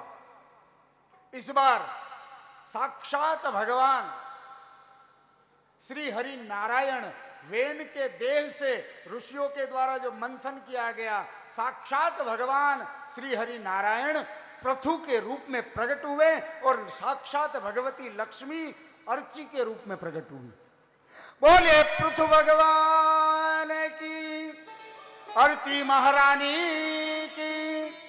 लक्ष्मी नारायण पृथु और अर्ची बन के प्रकट हुए हैं। ये वही पृथु भगवान है जिन्होंने इस धरती को समतल किया, गांव, शहर, नगर, खेती बाड़ी की व्यवस्था की। और भगवान की तपस्या करके पृथु महाराज ने भगवान से 1000 कान का वरदान मांगा। कितने? 1000 कान। 1000 कान क्यों? बोले 2 कानों से भगवत कथा सुनने में इतना आनंद नहीं आता है, मुझे 1000 कानों से भगवत कथा श्रवण करनी है। 1000 कान। इन्हीं पृथु महाराज के वंश में राजा प्राचीन वही हुए जो हवन पे हवन, हवन पे हवन किए जावे, और हर हवन में हाथी, घोड़े, बकरे, इनकी बलियां देवे। राजा प्राचीन बरही ने इतने बड़े बड़े हवन किए कि हवन की सामग्री से ही पूरी धरती ढक जाती थी। नारद जी ने आके समझाया, है राजन, तुम यज्ञ कर रहे हो, इन निर्दोष जीवों को यज्ञ की बलि के रूप में क्यों तुम? सुंदर नारद जी ने उपदेश दिया है। प्राचीन बरही ने क्षमा मांगी और यज्ञ करना छोड़ दिया। मनु महाराज के जो बड़े बेटे हैं, जिसका नाम है प्रियव्रत, प्रियव्रत के वंश के वर्णन में प्रियव्रत ने मन में सोचा कि रात होनी ही नहीं चाहिए। रात क्यों हो रही है? तपस्या करके ऐसा दिव्य रथ प्रकट किया कि सूर्य के पीछे लगा दिया। जहां अंधेरा होने वाला हो वहां प्रियव्रत का रथ पहुंच जाता, वहां भी उजाला। 7 दिन तक रात्रि होने ही नहीं दी। ब्रह्मा जी आए, समझाया, है प्रियव्रत ये गलत है। बोले क्यों? बोले बेटा, जिन रात्रि में भोगी लोग भोग भोगते हैं, उन्हीं रात्रि में योगी भगवान का भजन करते हैं। और ये प्रकृति है, प्रकृति को छेड़ना नहीं चाहिए। प्रियव्रत के समझ में आ गया। अब 7 परिक्रमा की थी, तो इस पृथ्वी के 9 परिक्रमा की थी, तो इस पृथ्वी के 9 खंड हो गए। और ये 9 खंड में हम जिस खंड में रहते हैं, ये अजनाब खंड है। और अजनाब खंड धीरे धीरे भारतवर्ष में परिवर्तित हो गया। हम सब अजनाब खंड के वासी हैं। इन्हीं प्रियव्रत के वंश में आगे चल के भगवान ऋषभदेव जी का प्रागट्य हुआ, जिन्होंने त्याग और भक्ति का उपदेश देकर अब सबसे पहले तो अपने 100 पुत्र थे उनके, उन 100 पुत्रों को उपदेश दिया। सबसे छोटा पुत्र था भरत, इस भरत को राजा बनाया। चौथेपन में राजा भरत ने अपने राज्य को, अपनी संतानों को देखकर जंगल में चले गए। एक नदी के किनारे कुटिया पर रहने लगे, भगवान का भजन करने लगे। नदी के उस किनारे पर एक गर्भिणी हिरणी पानी पीने आई है। हिरणी के उदर में गर्भ है, बालक है। पानी पी ही रही थी कि एक सिंह ने गर्जना कर दी। सिंह की गर्जना सुन के हिरणी घबरा गई। जैसे ही नदी को छलांग लगाने गई, उसका गर्भ गिर गया नदी के अंदर। भरत जी महाराज अपनी कुटिया पर बैठ के ये सब देख रहे हैं। वो हिरणी तो मर गई, लेकिन वो गर्भ भरत जी महाराज उठा करके अपने आश्रम में लाए। उस हिरणी के गर्भ को दूध पिला पिला करके धीरे धीरे धीरे धीरे बड़ा किया। भरत जी का उस हिरणी के बच्चे में आसक्ति हो गई। इतना मोह हो गया, इतना मोह हो गया कि भरत जी का भजन छूट गया और दिन रात हिरणी का बच्चा ही दिखे। एक दिन क्या हुआ, हिरणों का झुंड आया नदी के किनारे। वो हिरणी का बच्चा उन हिरणों के झुंड के साथ चला गया। उसके विरह में भरत जी रोते रोते अपने देह को त्याग दिया। दूसरे जन्म में हिरण बने। जैसी अंतो गति सो मति, हिरण में मन था इसलिए हिरण बने। पूर्व जन्म का ज्ञात था, अंत में हिरण का देह त्याग दिया और तीसरी बार ब्राह्मण के घर में बालक के रूप में जन्म हुआ। और इस बार भी इनका नाम भरत पड़ा। लेकिन ये बुद्धि से दिखने में मूर्ख सा दिखता था, इसलिए परिवार वाले इसे जड़ भरत कहते थे। ये वही जड़ भरत है जिसने राजा राहुगण को इस नश्वर देह का सर्वोच्च ज्ञान प्रदान किया था। महाराज,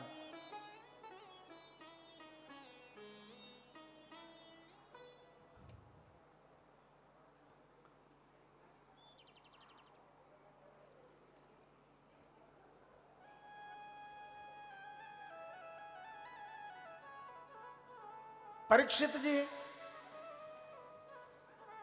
को यहां पे नरकों का वर्णन भी सुनाया जाता है। देखिए, सुखदेव जी कहते हैं,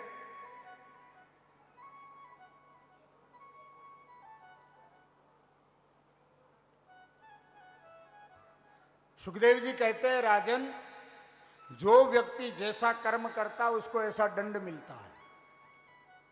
हमारे यहां गरुड़ पुराण में 28 प्रकार के नरक बताया है। 28 प्रकार के। कभी गरुड़ पुराण उठा के पढ़ना। हमारे यहाँ क्या है, एक बड़ी विडंबना ये होती है कि अमुक ग्रंथों को तो पढ़ते ही नहीं है।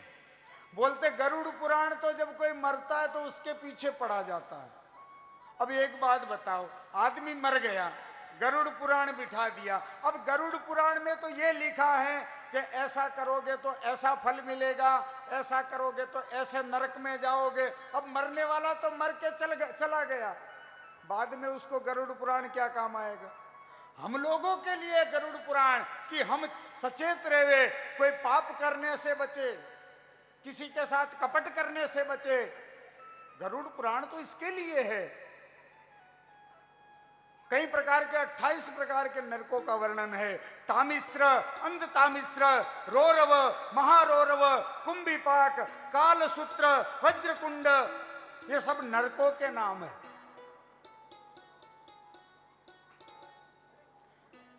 जो दूसरों का धन चोरी कर लेता है, ऐसे जीव को नरक में ले जाकर तामिश्र नाम के नरक में पटक दिया जाता है। वहां क्या होता है, तांबे के पत्रे अग्नि से बिल्कुल जलते हुए लाल, उसके ऊपर उसको नंगे पांव दौड़ाया जाता है। जो व्यक्ति घर आए हुए अतिथि का अपमान करता है, उसको वज्रटुंड नाम के नरक में डाला जाता है। घर में कोई अतिथि आया, और उसका अपमान कर दिया। मान लो हम लोगों की कई बार आदत होती है, हम लोग क्या करते, घर पे कोई भिखारी भी आ जाए, भिक्षा मांगने भी आ जाए, तो नहीं है, चल चल यहाँ चल, नहीं है, हम ऐसे ही तो कहते हैं, अरे जा जा कुछ नहीं है, आ जाता है मुंह उठा के। क्या पता वो तुम्हारे इष्ट देवता आए हो तुम्हारी परीक्षा लेने, क्या दे पता उसके भिखारी के रूप में तुम्हारे कुल देवता आए हो, क्या पता भिखारी के रूप में ठाकुर जी स्वयं आए हो। इसलिए अतिथि का अपमान करने वाले को गिद्ध उसकी आंखें नोच लेते, आंखें निकाल लेते गिद्ध नरक में। कुंभी पाकम, बढ़िया मिर्ची को बेसन में डुबो के भजिया बनाते हैं ना, वहां पर भी वैसे ही होता है, पूरे के पूरे उठाते हैं, बेसन डुबोया, सीधा कुंभी पाकम, तेल में फ्राई। ऐसे ऐसे नरकों का वर्णन सुन के परीक्षित जी भयभीत हो गए। महाराज, सुखदेव जी ने कहा तू चिंता मत कर, तू तो भगवान का लाडला भक्त है। समय धीरे धीरे, इसलिए मैं कथाओं को थोड़ा, क्योंकि दोपहर को 1 बजे की जगह 1:30-2 बजे चालू होती है ना, अब सुनने वाले होंगे तभी तो हम सुनाएंगे। आप आओगे उतने बजे हम आते हैं। बोलो राधे। जैसे श्रोता वैसे वक्ता, घर के श्रोता घर के वक्ता।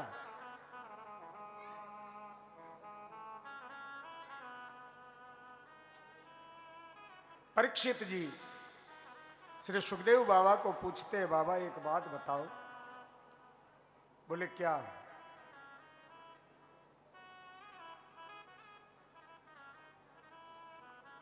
भगवान का एक नाम है। बोले कौन सा नाम? बोले भगवान का नाम है समदर्शी। भगवान का एक क्या नाम है? समदर्शी। समदर्शी का मतलब क्या होता है? सबके ऊपर एक समान प्रेम, एक समानता, कोई बड़ा नहीं कोई छोटा नहीं। लेकिन मैं देखता हूं, परीक्षित जी सुखदेव बाबा से कहते, मैं देख रहा हूं बाबा कि भगवान देवताओं की तो रक्षा करते हैं और राक्षसों को मारते हैं, और यहां भगवान का नाम है समदर्शी। बात कुछ समझ में नहीं आई। क्या भगवान ने किसी राक्षसों का भी उद्धार किया? तब बाबा सुखदेव जी को भगवान का लाडला भक्त प्रहलाद की याद आ गई। हां राजन, मैं तुम्हें अवश्य ये कथा सुनाता हूं। हिरण्याक्ष को जब भगवान विष्णु ने 12 बन के मारा, तो हिरण्याक्ष का जो भाई है हिरण्यकश्यपु, इसने भगवान विष्णु से शत्रुता कर ली, भगवान विष्णु को अपना शत्रु बना दिया। और भगवान विष्णु को मारने के लिए, उनसे बदला लेने के लिए ब्रह्मा जी की कठोर तपस्या करने लगा। इतनी कठोर तपस्या करी, इतनी कठोर तपस्या की महाराज,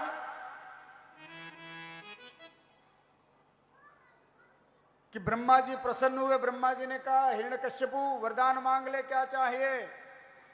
बोले ब्रह्मा जी यदि प्रसन्न हो और वरदान दे रहे हो तो मुझे अमर बना दो।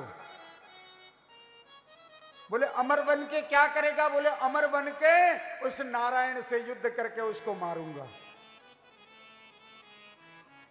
ब्रह्मा जी ने कहा मैं खुद अमर नहीं हूं, मुझे भी कल्प के बाद अपना ये देह त्यागना पड़ता है। महाप्रलय के बाद ब्रह्मा जी को भी शरीर छोड़ना पड़ता है। मैं स्वयं अमर नहीं हूं, तुम्हें क्या अमर बना दूं? गुरु शुक्राचार्य जी ने पढ़ाकर भेजा था हिरण्यकश्यपु को। तुरंत पर्ची निकाली और बोला महाराज अमरता का वरदान नहीं दे सकते। बोले नहीं, तो जो मांगूगा वो देना पड़ेगा। ब्रह्मा जी ने कहा जो मांगेगा वो दूंगा, बस तुझे अमर नहीं कर सकता। बोले कोई बात नहीं, जो मांगू वो दे दो। बोले मांग। अब बेटे ने मांगा। ब्रह्मा जी से, मांग ले जो चाहिए। बोले बाबा जो देना है, जो मांगूगा देना पड़ेगा। ब्रह्मा जी बोले बेटा मांग के देख, तू भी याद करेगा, पितामह ब्रह्मा से पाला पड़ा है। अच्छा, बोले हाँ। मांगना चालू किया। बोले ब्रह्मा जी सुनो कान खोल के, न भीतर मरू न बाहर मरू, न नीचे मरू न ऊपर मरू, न रात में मरू न दिन में मरू, न अस्त्र से मरू न शस्त्र से मरू, न मनुष्य से मरू न पशु से मरू। हे ब्रह्मा जी तुम्हारे द्वारा बनाए हुए इन 12 महीने में किसी महीने में न मरू। ब्रह्मा जी ने कहा भाई ले ले, और क्या, वरदान लेकर। अच्छा देखो, जब हिरण्यकश्यपु ब्रह्मा जी की तपस्या करने गया था तो इंद्र को पता चला कि हिरण्यकश्यपु ब्रह्मा जी की तपस्या करने गया है। तो हिरण्यकश्यपु की पत्नी का नाम क्या है? कयाधु। ये कयाधु भगवान की भगत है, लेकिन पति के डर से ये कयाधु के उदर में एक बालक था और इंद्र ने कयाधु का अपहरण कर लिया। क्यों? बोले इसके बालक में इसके उदर में हमारे शत्रु का बालक पल रहा है और जैसे इस बालक का जन्म होगा हम इस बालक को ही मार देंगे। रास्ते में नारद जी मिल गए। नारद जी ने इंद्र को फटकार के भगाया। है इंद्र, तुझे शर्म नहीं आती है? एक अबला स्त्री जो गर्भवती है उसका हरण करके जाते हुए तो देवताओं का राजा होकर के ऐसा नीच काम करता है, भाग जा यहां से। इंद्र को भगा दिया नारद जी ने। कयाधु को अपने आश्रम में लेके आए नारद जी और कहा बेटा कयाधु, जब तक मेरे आश्रम में तू रहना चाहती है रह, जब तक तेरा पति लौट कर नहीं आता तपस्या करके तब तक तू मेरे आश्रम में आराम से रह सकती है। कयाधु नारद जी के आश्रम में, देखिए गर्भ में बालक है कयाधु के, और नारद जी के आश्रम में सत्संग रोज सुनती और उस सत्संग के प्रभाव से कयाधु के उदर से जो बालक का जन्म हुआ वो बालक कोई साधारण बालक नहीं, भगवान के लाडले भक्तराज प्रहलाद जी।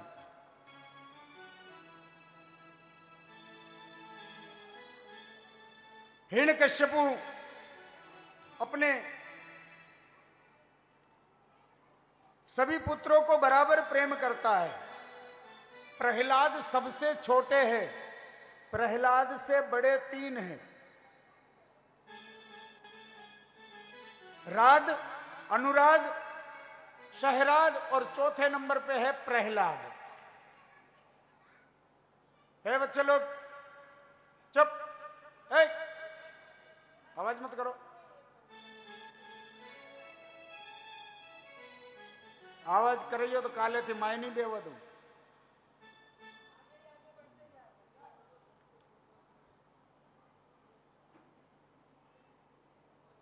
लेकिन ये छोटा पुत्र जो था ये तो भगवान का लाडला भक्त है। पिता ने घोषणा कर रखी है मेरे राज्य में नारायण का नाम कोई नहीं लेगा, लेकिन बेटा ही स्कूल में जाके गाता है, अपने मित्रों के साथ में खेलते हुए गाता है। जब हिरण्यकश्यपु को पता चला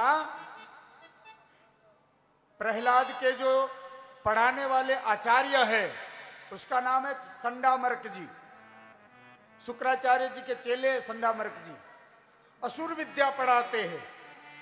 लेकिन संडामर्क जी जैसे ही स्कूल से बाहर निकले प्रहलाद जी खड़े हो जाते हैं और अपने सभी मित्रों को भगवान की भक्ति के बारे में पाठ पढ़ाने लगते।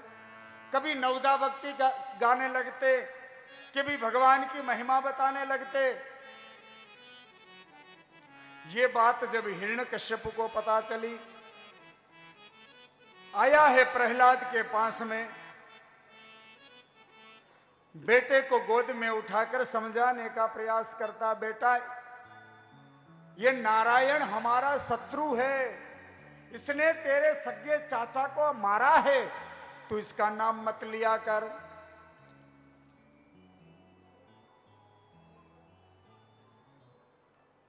खूब समझाता है, समझाने के बाद प्रहलाद को पूछता है, बेटा अब तेरी समझ में आ गया ना, वो नारायण हमारा शत्रु है, उसका नाम नहीं लेना है। प्रहलाद जी बोलते हैं, हाँ पिताजी, हाँ ठीक है, आ गया समझ में। बोले क्या समझ में आ गया? बोले पिताजी मुझे तो ये समझ में आ गया कि वो नारायण ही सर्वस्व है, जगत का तात वही है, जगत का नाथ वही है, जगत का कल्याणकारी वही है। वो पिता को उपदेश देने लगा। हिरण्यकश्यप को बड़ा क्रोध आया, मारने गया, बीच में कयाधु आ गई, मेरे पुत्र को मारो नहीं, मैं समझा दूंगी इसे। कयाधु प्रहलाद को लेकर भीतर चली गई। बेटा अपने पिता से क्यों शत्रुता करता है, क्यों भगवान नारायण का नाम जपता है? माँ तू तो जानती है भगवान का नाम ही कल्याणकारी है, पिता तो अभिमान के कारण भगवान से शत्रुता कर बैठे हैं। कयाधु जानती है, क्योंकि वो भी भगवान की भक्त, तो भक्त के घर पे ही आते महाराज। एक दिन की बात है,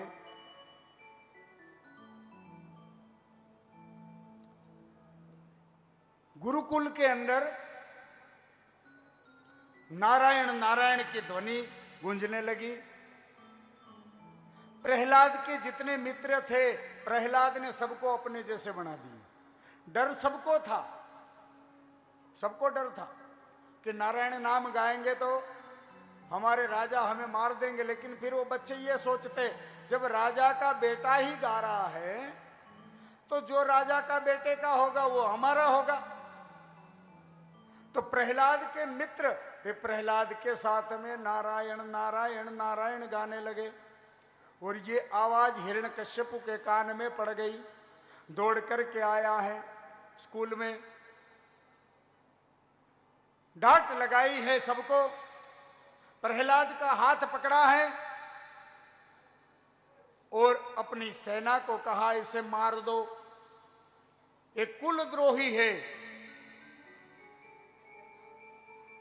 ये हमारे शत्रु का मित्र है, इसीलिए इसे जीने का कोई अधिकार नहीं।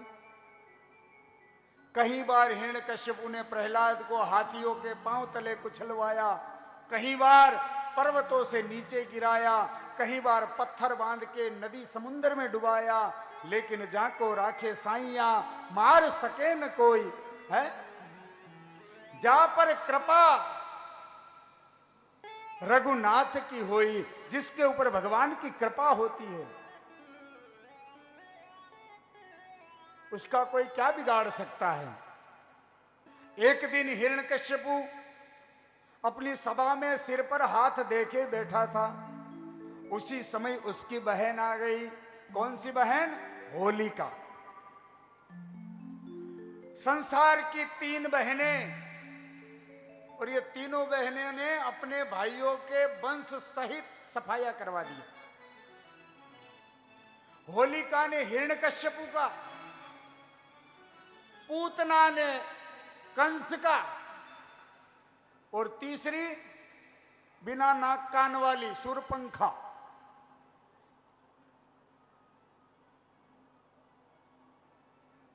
बिना नाक कान वाला कौन होता है? जो बार बार कहे और बार बार उस बात की अवहेलना कर दे। मान लो सास बूढ़ी है, मुख में दांत नहीं है, सीरा बनाना है, बहू सीरा बना दे, बहू सुनते हुए भी अनसुना कर देगी और सीरा की जगह खिचड़ी बना के दे देगी। जो सुनी हुई बात को अनसुना कर देवे वो शूरपंखा। ये तीनों बहनों ने अपने भाइयों के राधे राधे। होलिका आई, क्या हुआ भाई, क्यों सिर पर हाथ रख के बैठा है? अरे बहन क्या बताऊं, ये तेरा भतीजा हमारे शत्रु नारायण के पीछे हाथ धो के पड़ गया, उन्हीं का भजन करता, उन्हीं को गाता। कहाँ है? बोले वो काल कोठड़ी में बंद करके रखा है। अरे बोले बाहर निकालो। क्या चाहता है भैया? बोले मैं तो इसे मारना चाहता हूं। अरे मैं मार दूंगी। बोले कैसे? मैंने बहुत प्रयास किया मारने का। बोले भैया तुमने कर लिया प्रयास, अब एक प्रयास मुझे करने दे। होलिका को ब्रह्मा जी के द्वारा एक चुनरी मिली है, वो चुनरी ओढ़ कर बैठती है तो अग्नि में वो जलती नहीं है। प्रहलाद को गोद में लेके बैठ गई, चिता को अग्नि लगा दी, चुनरी ओढ़ी, चिता धू धू करके जलने लगी। हवा का झोंका आया, होलिका के सिर से वो चुनर उड़ करके प्रहलाद के सिर पर आ गिरी। होलिका तो धू धू के करके राख बन गई, लेकिन प्रहलाद जी कुछ नहीं हुआ। सुबह जब प्रहलाद जी के सखा थे, जो मित्र थे, उनको पता चला कि हमारा मित्र तो जीवित है, होलिका मर गई है, तो वो जो होली की राख थी, मित्र के जीवित होने की खुशी में उस होली की राख से ही एक दूसरे के ऊपर डाल डाल के खेलने लगे, जिसको हम कहते हैं धुलेटी। अंत में हिरण्यकश्यपु ने सोचा ये बालक ऐसे नहीं मानेगा। एक दिन प्रहलाद जी को सभा में बुलाया और कहा, हे बालक, मैं तुम्हें अंतिम अवसर देता हूं, सुधर जा और अपने शत्रु का नाम लेना बंद कर दे, नहीं तो मैं आज तुझे जीवित नहीं छोड़ूंगा। प्रहलाद जी कहते हैं, पिताजी आप क्या मारोगे? मारने वाला भी वो है, तारने वाला भी वो है। अच्छा, लाओ इस बालक को मेरे निकट। सैनिक पकड़ के निकट ले गए। हिरण्यकश्यपु ने प्रहलाद का हाथ पकड़ लिया।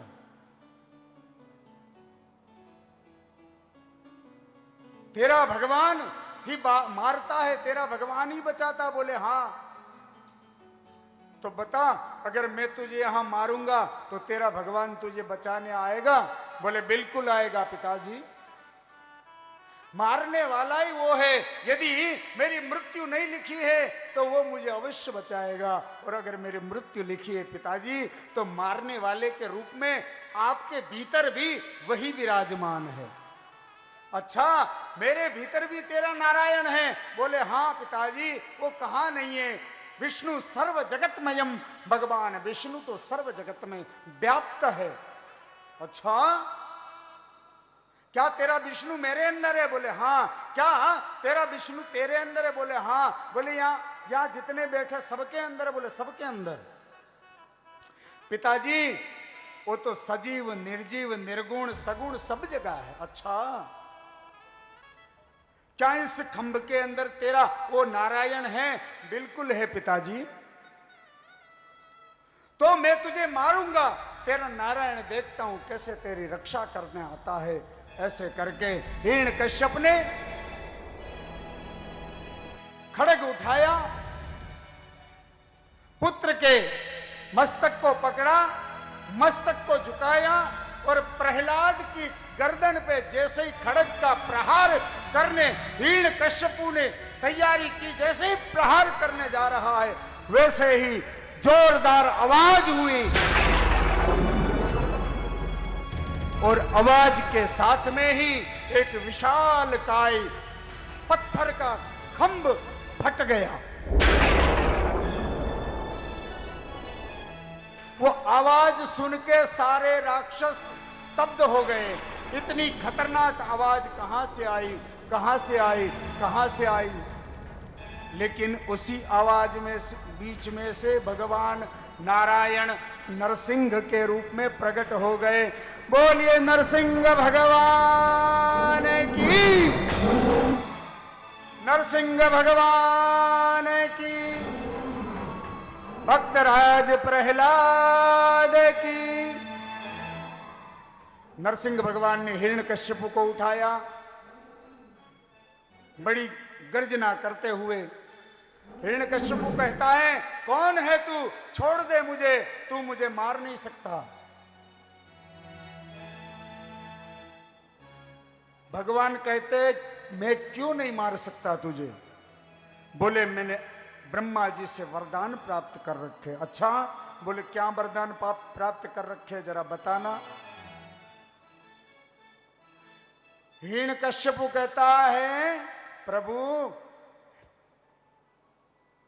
मैंने ब्रह्मा से वरदान मांग रखे हैं कि मैं भीतर न मरूं, बाहर न मरूं। भगवान ने कहा, अच्छा ऐसी बात है? बोले हाँ, ले। भगवान द्वार के मध्य में ले आए, न तो भीतर है न बाहर है। अब बता। बोले मैं ऊपर न मरूं, नीचे न मरूं। भगवान ने अपनी जांग द्वार पर रख दी और जांग के ऊपर हिरण्यकश्यपु को रख दिया। बता अब ऊपर है कि नीचे है?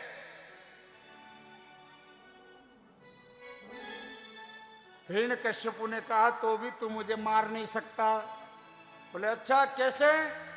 बोले मैं आदमी से न मरूं, पशु से न मरूं। बोले मुझे देख, मैं न मानव हूं न पशु हूं। मुख तो मेरा सिंह का है और शरीर मेरा मानव का है। बोले फिर भी नहीं मार सकते? बोले क्यों? बोले मैं सजीव वस्तु से भी न मरूं, निर्जीव वस्तु से भी न मरूं। भगवान नरसिंह कहते, अरे मूर्ख, ये बड़े बड़े जो नख है ना, ये नख तेरे लिए है। न तो ये अस्त्र है, न शस्त्र है, न ये सजीव है, न निर्जीव है। बोले तो भी नहीं मार सकते? बोले क्यों? बोले दिन में न मरूं, रात में न मरूं। भगवान ने कहा, बिल्कुल संध्या का समय है, गोधूली बेला हो रही है अभी। बोले फिर भी नहीं मार सकते? बोले क्यों? बोले ब्रह्मा के बनाए हुए 12 महीनों में किसी महीने में न मरूं। भगवान ने कहा, चिंता मत कर, ये मैंने बनाया हुआ अधिक मास है, ये पुरुषोत्तम महीना है, ये मल मास है, ये ब्रह्मा का बनाया हुआ महीना नहीं है। 3 साल में एक बार आता है ना अधिक मास, अधिक मास है। ऐसे करके भगवान ने हिरण्यकश्यपु के पेट पर अपने बड़े बड़े नखुनों से पेट चीर दिया हिरण्यकश्यपु का, और पेट चीर कर हिरण्यकश्यपु के लहू को पीने लग गए, और अंदर से आते निकाल के भगवान नरसिंह ने अपने गले में डाल दी, हिरण्यकश्यपु के आते। भाई हिरण्यकश्यपु राक्षस तो सनकादिक कुमारों के श्राप से बने थे, है तो भगवान के पार्षद। भगवान का क्रोध शांत नहीं हो रहा है, देवता के स्तुति करने लगे। एक गर्जना की नरसिंह भगवान ने, सारे देवता 100 फीट दूर जाके खड़े हो गए। भगवान का क्रोध कैसे शांत करे? लक्ष्मी जी को बुलाया, अरे देवी जी अपने पति को शांत करो, क्योंकि कहीं बार पतिदेव को क्रोध आवे और पत्नी जी मुस्कुरा देवे ना, तो पतिदेव का क्रोध शांत हो जाता है। लक्ष्मी जी बोली, अभी ठाकुर जी का क्रोध शांत, 2 मिनट में। ठाकुर जी के सामने आके लक्ष्मी जी ने कहा, प्रभु प्रणाम। और नरसिंह भगवान ने कहा, अच्छा देवी यहाँ भी अपनी चलाने आ गई है, इनको भी जरा दिखा दूं। लक्ष्मी के सामने भी नरसिंह भगवान ने ऐसी गर्जना की, लक्ष्मी भी 100 फीट दूर। अरे ये किसके सामने ले जाके मुझे खड़ा कर दिया? मेरे पति तो शांताकारम भुजग शयनम है।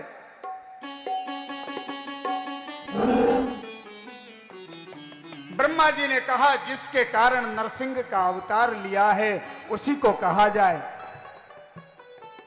प्रहलाद को निवेदन किया, बेटा तुम्हारे कारण ही भगवान क्रोधित है, तुम जाके भगवान का क्रोध शांत करो।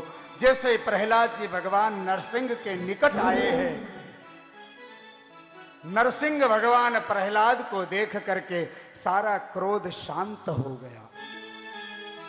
तुरंत नरसिंह भगवान ने प्रहलाद को अपनी गोद में उठा लिया, और जिस प्रकार गाय अपने बछड़े को चाटती है, आपने देखा होगा, गाय जब बछड़े को जन्म देती है ना, जन्म देने के बाद ग्वाल जो होता है वो बछड़े को गाय के आगे कर देता है, तो गाय उस बछड़े को चाट लेती है, और चाटती है आधा घंटा 1 घंटे में वो बछड़ा बछड़ी खड़ा हो जाता है।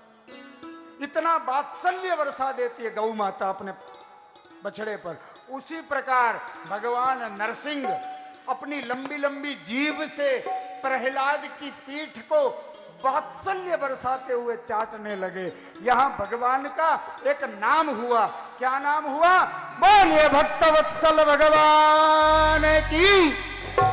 जय हो। आइए नरसिंह भगवान की झांकी करते हुए देखिए, कल कृष्ण जन्मोत्सव होगा। कल कथा में चतुर्थ दिवस है। माताएं पीली वस्त्र पहनना, भगवान को पीत पीतांबर ज्यादा प्रिय है। पीले वस्त्र है तो पहनने का, और अधिक से अधिक आने का प्रयास करना, क्योंकि उत्सव में जितने अधिक होंगे उतना आनंद आएगा। नहीं तो हमें तो करना ही है, जितने हैं उतने काफी है, पर जितने अधिक होंगे उतना आनंद आएगा। और बधाई लुटाने के लिए प्रसाद के रूप में चॉकलेट, खिलौने, जो भी आपकी श्रद्धा हो लेके आ सको तो लाना। जबरदस्ती पति देव से झगड़ा करके पैसा मत लेना कि लाओ हम तो चॉकलेट ले जाएंगे। सहज भाव से ला सको तो लेके आना, चॉकलेट, टोपी, जो भी लुटा सको ऐसी चीज। और कल गणेश चतुर्थी भी है, भगवान गणेश जी का भी जन्म है, तो कल शुरू में भगवान गणेश जी का भी प्रागट्य कराएंगे। उसके बाद भगवत कथा का प्रारंभ करेंगे। आइए सब 2 मिनट देखिए, कल से कन्हैया आएगा फिर नचाएगा। जो भी माताओं को नाचने का भाव प्रकट हो वो ठाकुर जी के सामने नाच सकते हैं। 84 लाख योनियों में नाचने से बचना है तो भगवान के आगे नाच लो। 84 लाख योनियों में नाचना नहीं पड़ेगा, और बैंड बाजों के आगे नाचोगे तो 84 लाख योनियों में नाचना पड़ेगा, भटकना पड़ेगा महाराज। इसलिए तालियों के साथ में नरसिंह भगवान का भक्त और भगवान की जयकार करते हुए 2 मिनट के लिए एक सुंदर भजन, और उसके बाद आरती प्रसाद लेके हम सब अपने अपने स्थान को जाएंगे। बोलिए नरसिंह भगवान की, भक्तराज प्रहलाद की, भक्त और भगवान की जय जय श्री। मैंने बांध लिया, मैंने बांध लिया प्रेम वाला कंगना, मैंने बांध लिया प्रेम वाला कंगना। आओ आओ हरि जी मोरे अंगना, आओ आओ हरि जी मोरे अंगना। मैंने बांध लिया प्रेम वाला कंगना, मैंने बांध लिया प्रेम वाला कंगना। आओ